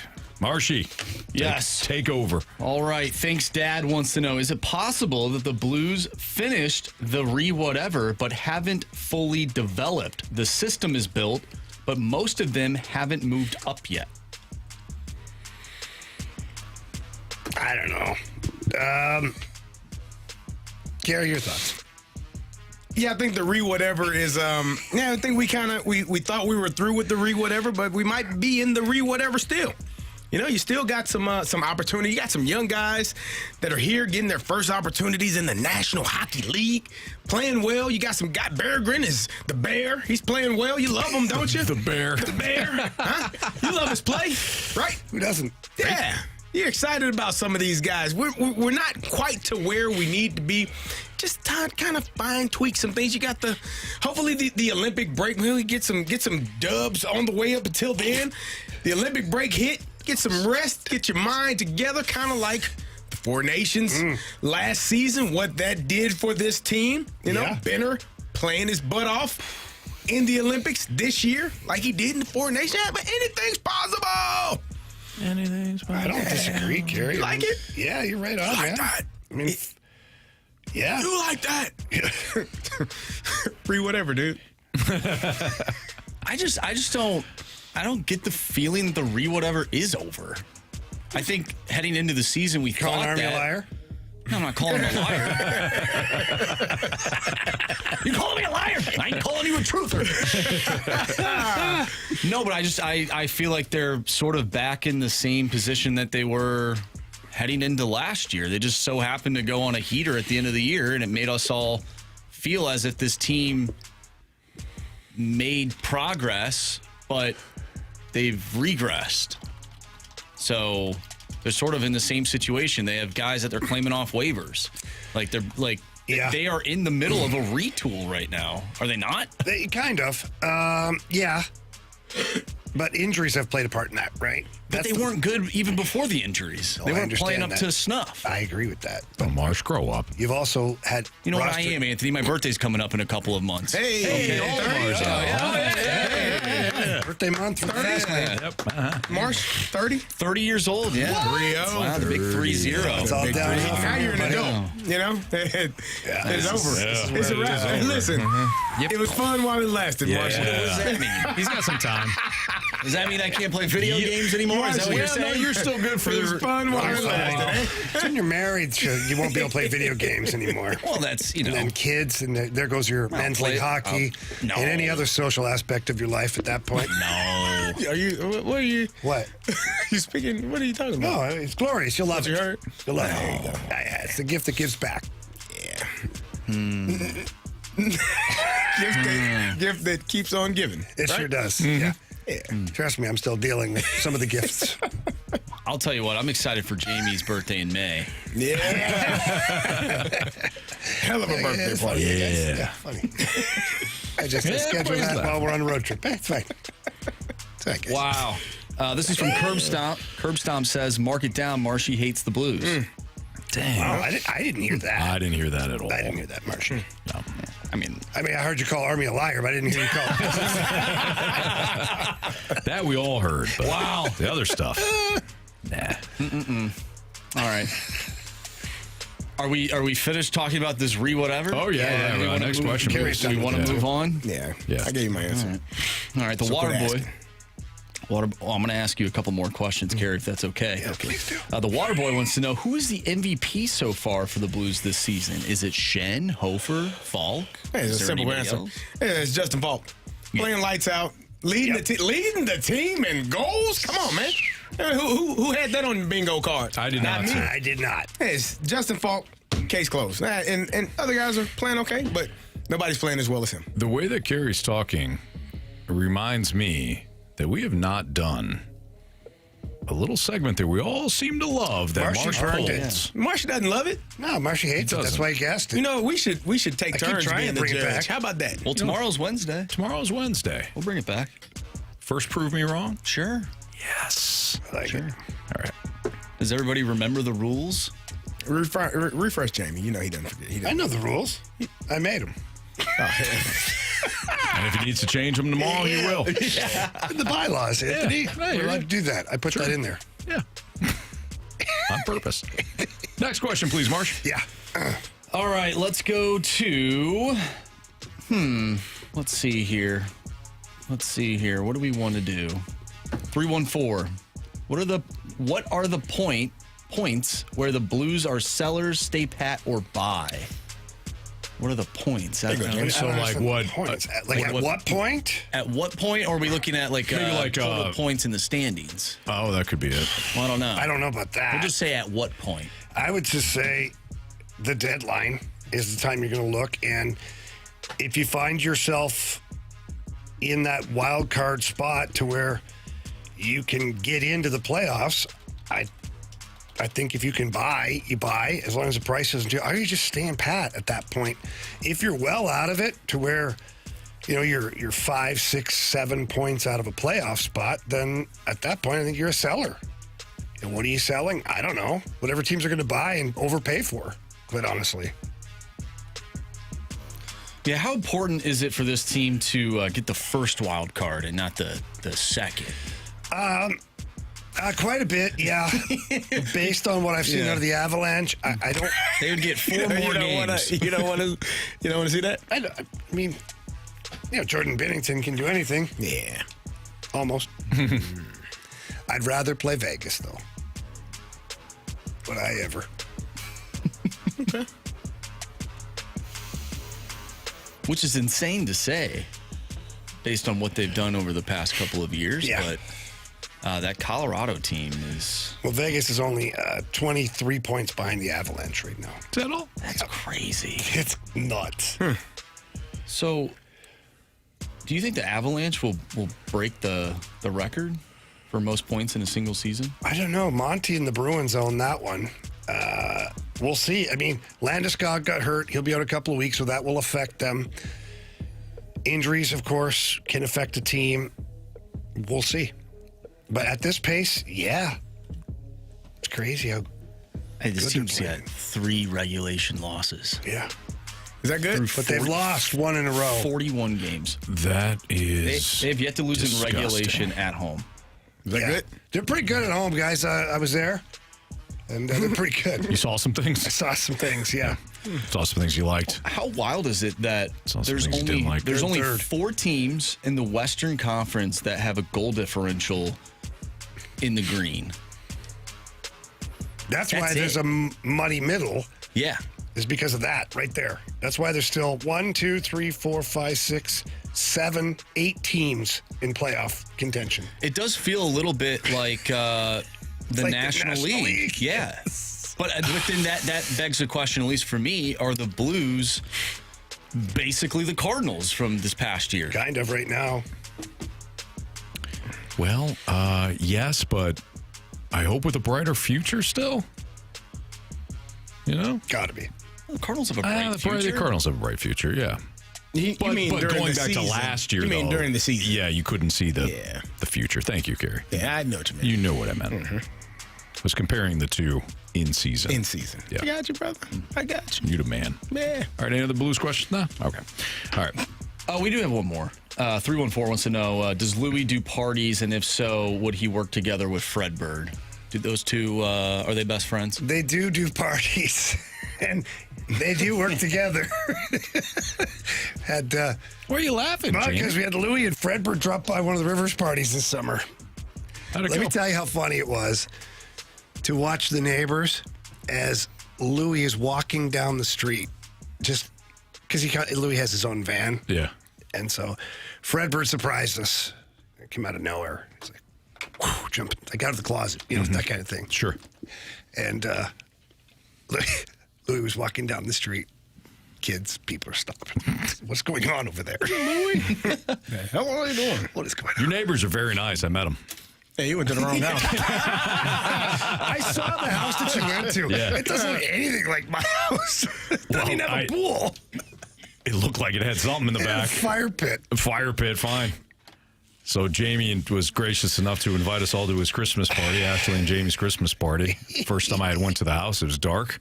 I got the numbers mixed up on the old invitation. Well, there's like 30 cars there. And there was 30 cars at that house. So I'm like, I must be in the right spot. And I walk up, and I'm like, this doesn't look like the house I've seen from the pictures. Kind of go around back. People are in the back. I'm like, Jamie's a pretty big party. I'm sure there's people in the back. He's got a fire pit going. I know he's got a pool. So I look, and I'm like, Jamie around? No. I go, I'm at the wrong house. I'll see you guys. Texted CD, where the hell is this house? Yeah, the numbers like flipped backwards or something. Yeah. Oh, well. You got there, Anthony. I got there, and it was a great time had by all. All right. Which quarterback is under the most pressure in the playoffs? I might have a hard time hearing. Oh, no. Broke my glasses. Oh, my God. I don't know how they broke. It's going to be a hell of a look, though, for the rest of the show. We'll get you a monocle. I feel like the Monopoly guy right now. Yeah. If Carey looks over, it's I can't normal. see anything. It's normal. It looks But normal to me. I see. Well, don't they see the broken Don't they side. have glasses where you don't need the things on the sides? You kind of just place them right on your nose. Is this better, above Anthony? your nose. Yeah, it looks good. You look good, man. It's all good. Like you got one of those microphones that attached to your face. Jeez. All right. Well, Or like those earpieces that you just leave in forever. Yeah. We'll talk about the quarterback under the most pressure next on 101 ESPN.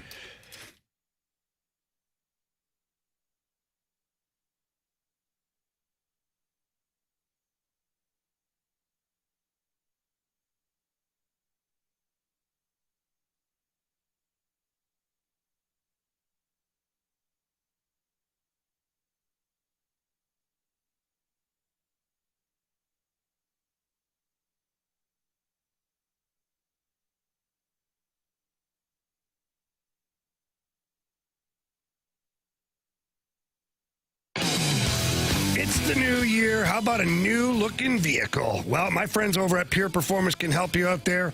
They are your one-stop shop for all aftermarket modifications. They are widely known for their top quality work and outstanding customer service. And no matter what kind of vehicle you're driving out there right now, Pure Performance has accessories for your truck, your car, your Jeep, your Bronco. I mean, you name it, they have got it. And they have also got tires, all kinds of tires, not just the oversized off-road tires, everyday tires on every single vehicle that's out there. And with the winter here right now, weather's nice right now, but it may not be a week or two from now. Get your tires checked out. Get into Pure Performance. They're located in St. Peter's, right off of Cave Springs Boulevard. They've got a 25,000 square foot facility. Walk in there, ask for Shelby or Paul, please, and tell them that Jamie Rivers sent you in. They'll check your tires, and if there's anything else you're looking to do, they've got a full service garage, oil change, tune up, you name it, change your wiper blades. Make sure you are ready to go. We want you to stay nice and safe out on the road this winter. Again, stop by the facility in person. You will love it. You'll find something that you do love, and it'll all be within your budget. But if not, you can get there online. Visit them at pureperformance.com. That's pure, P-U-R, performance.com.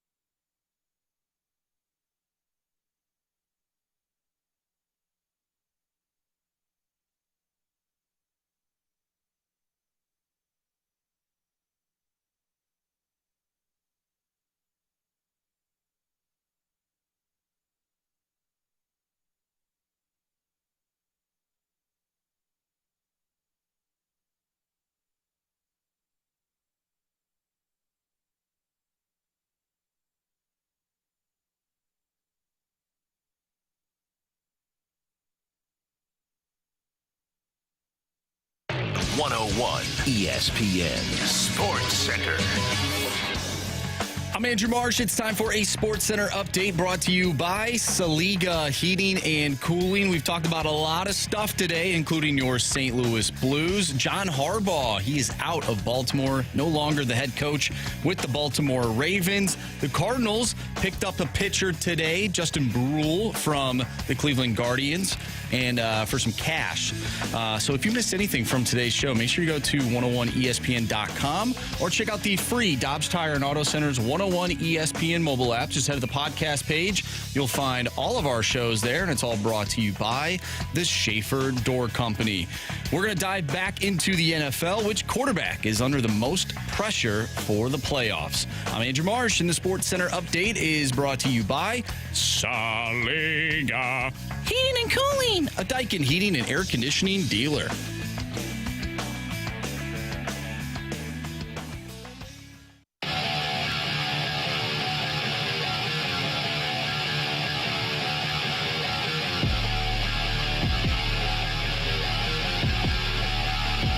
It's Fastlane on 101 ESPN with Andrew Marsh, Carey Davis, and Jamie Rivers. I'm Anthony Stalter.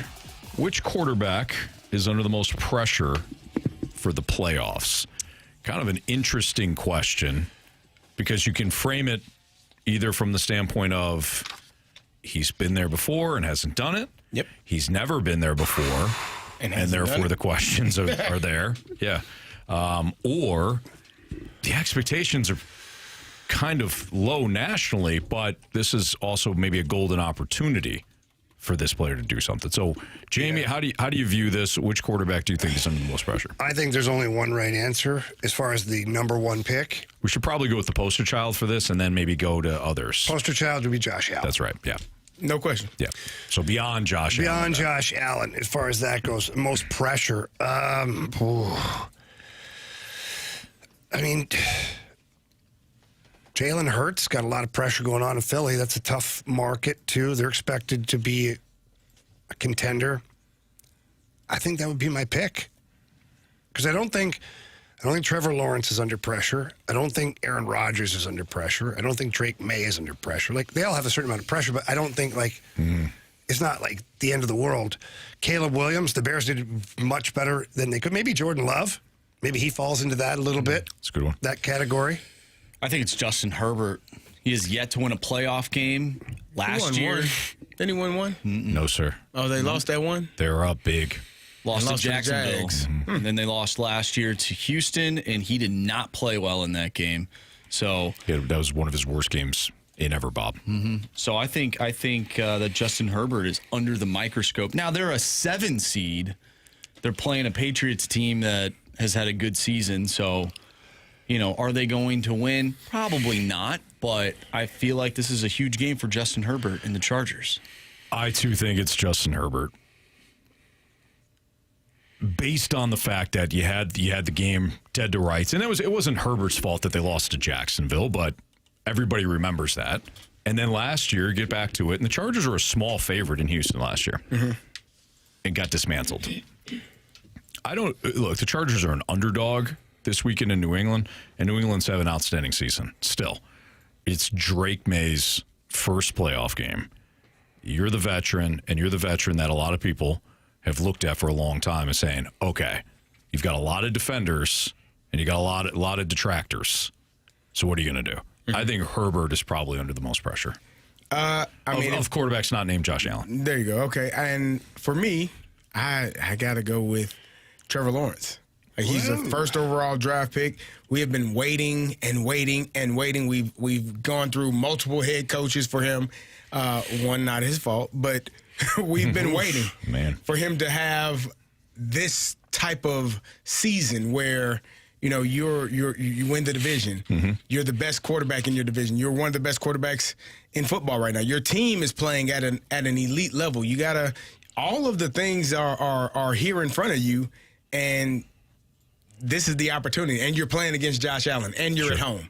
So for me, it's Trevor Lawrence because of all of the things that I just mentioned. He's had a number of years where he hasn't reached those expectations as a number one overall draft pick. Here it is right now. You're a division leading team.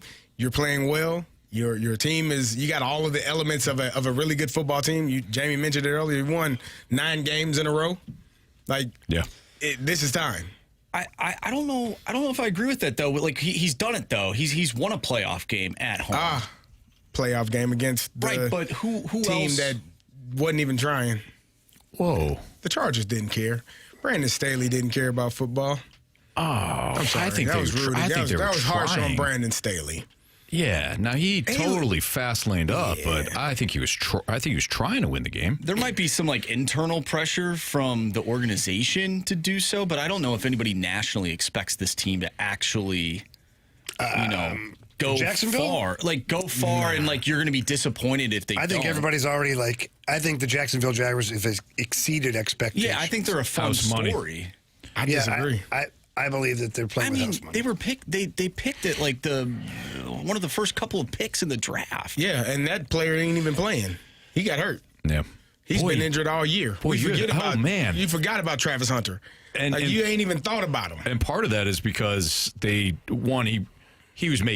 made some good plays, but he didn't have a big impact. And 2, they traded for Jacoby Myers. Jacoby Myers has been great for them. Yeah.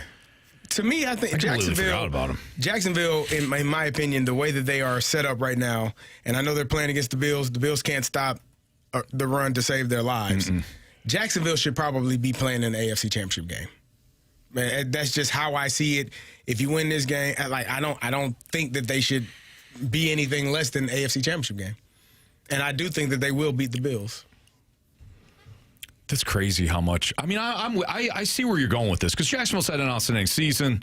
Offensively, they've been great. They have been drafting high a lot, so things are starting to fall into place for them. But when you get Josh Allen, and I'm going to pick the Jaguars too, but when you get Josh Allen in a game that is a pick 'em when it comes to the spread, essentially. I don't know if I can go there. Do we still have the same expectations for Bryce Young? He was a first overall draft pick. His team's in the playoffs. They have a home game. We don't have any expectations for Bryce Young. No. But what is he playing Atlanta? What is the difference though? Is it just simply the record? I don't think anybody, if you compare Bryce Young and Trevor Lawrence, I don't think anybody compared them to being the same. No. Nobody ever said Bryce Young has the potential to be an elite quarterback at the NFL level. We have said that about Trevor Lawrence from the moment he won a national championship game as a true freshman at Clemson. It was a disgrace that he had to play 2 more years at Clemson because he in everybody else's eyes, he was ready right then. So Trevor Lawrence's expectations have always, in my opinion, been far greater than what we have expected of Bryce Young. And you can't at the NFL level. You can't compare. Not all number 1 picks are the same either. No, I understand that. I just don't think he plays in a market where people care enough. And Duval. Yeah. If I'm being honest, if he I played in San Francisco and this was the topic of conversation, well then I think it holds a little bit more weight. But he plays in Jacksonville. Right. I'm with you, Marsh. I am. I think it's Herbert. All right. What about Sam Darnold? No, Who's your pick at the beginning of the year? That's nobody. He's under a lot of pressure to prove, right? Thank you, Carey. You were right, man. Thanks, man. Thank you. Played his butt to the number 1 damn seed, man. That old Sam Darnold, I didn't see it. I thought it was old man Sam at some point. You did. It probably will be in the playoffs, but not in the regular season. Not in the regular season. Basically a playoff game last Saturday night in Frisco. Sorry, Santa Clara. 49ers weren't trying. I think they were. I don't think they were. They got so many people injured. The 49ers that were in uniform that night were trying. They were. God, nobody knows who the hell they were. But those uniforms were terrible. That's why they lost. Nah. Terrible. Yeah, you don't like the black? It was just not good. What about Bo Nix? Bo Nix, if this Broncos team who's played well, good defense, obviously their head coach, winning pedigree, if he just doesn't look great, what does that look like for Denver? Is Bo Nix the most hated quarterback in the playoffs? Oh, that's a Why do you hate him? And I'm obviously I'm going over the top by using the term hate. But does anybody think that Bo Nix is is like doing this on his own. Because anytime anybody talks about the Broncos, look what Sean Payton has done with Bo Nix. Look what the Broncos have accomplished despite having Bo Nix. Like, it's all negative when it comes to Bo Nix. People don't believe in Bo. And I think you have to say Bo Nix. You can't just say Nix. You ever notice that? Bo Nix. Bo Nix. Because you might get it confused with New York Knicks. Sure. Maybe. I don't know. Most hated? I mean, Aaron Rodgers is still playing. He's in the playoffs. How about this? The quarterback that is given the least amount of credit. Yeah. Sure. Yeah. Okay. All right. Bo is there. Bo Nix. Bo Nix, of course. Not Bo. Bo Nix. Bo knows. Bo knows football. He does. All right. We'll wrap up the show next on 101 ESPN.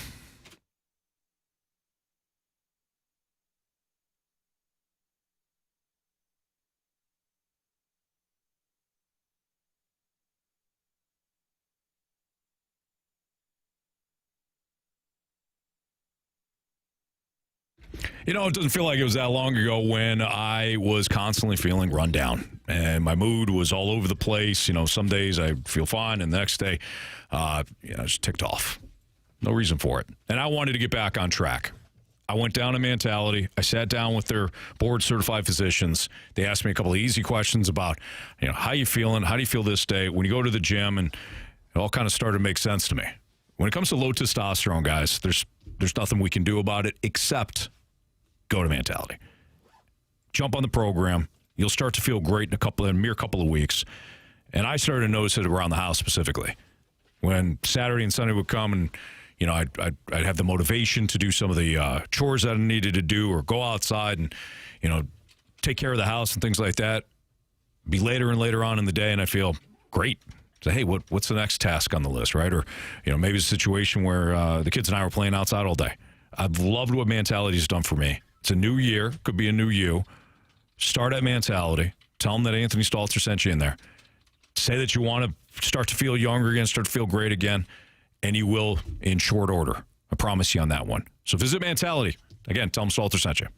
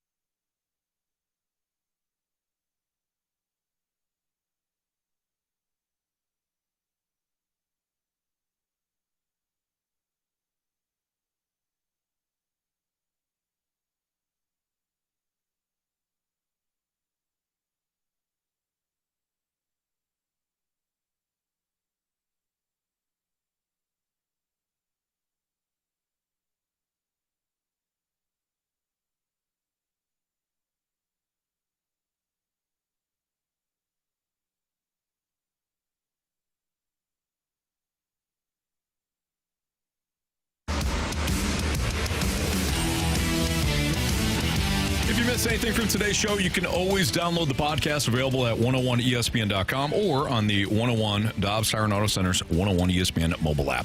All the podcasts brought to you by Schaefer Door Company. Time to find out what everybody learned today. Marsh, what'd you learn? I learned when it comes to predicting the NFL playoffs, we're really not that good. Oh, wow. Yeah, we weren't that great. Actually, no, we were decent in the AFC. Mm-hmm. Not so much the NFC. You know what? Collectively, though, I think we got all the playoff teams except for the Bears. And there's another team in the NFC. Oh, yeah, Carolina. But who saw that? Who saw that coming? And in the AFC, I think we got all of them except for... We got all of them. We got all of them. All of them except for all of them. Yep. And Marsh had New England. Mm-hmm. So I think we're damn good, Marsh. Yeah. As a show. Well, sorry. Yeah. Oh, my bad. CD, what'd you learn? You know, I learned today that even if you don't have a game this weekend, some people might even not consider you the number 1 or 2 team in the league. Oh, okay. Whatever. Hey, you're literally the number 1 or 2 team in the league. Okay. And I'll play this weekend. I had enough of Some this people guy don't think for so. today. I know, I'm with you. I love you tomorrow, but I've had enough of you for today. Golly. I don't blame you, Jamie. Not one bit. All right. What'd you learn, pal? I learned that Marshy thinks Army's a liar. Oh, no, dang. he's not a truther. Not a truther. Yeah. Okay. What I learned today... I'm gonna leave here in like a minute. Yeah, take Carey with you, please. Here's what I learned today. One, I already knew that Carey Davis was not a Baltimore Ravens fan. However, I did not see coming Carey Davis having John Harbaugh go to Cleveland. Terrible. Awful. Jamie, go ahead. Yeah, last thing I got here is Bare Knuckle Barbecue Sauce having a big get-together tomorrow night. Tony Twist, Cam Jensen, myself, Reed Lowe, Jim Campbell will all be at the Rack House in Cottleville. So Google the Rack House in Cottleville. Click on their website. About 4 or 5 tickets are left for this. Going to be a hell of a night. Jump on it. It's time for the Fast Lane's 3 Stars of the Day, presented by Circus Sports. No bet fees ever with the world's largest sports book. Now at your fingertips in Illinois and Missouri. All right, real quick here. 3rd star goes to Jamie's glasses. Yeah. 2nd star, Mr. Bigglesworth. Yes. And the 1st star of the day goes to tying characters to other characters in movies. Well done. For Andrew Marsh, for Carey Davis, for Jamie Rivers, I'm Anthony Stalter. See ya.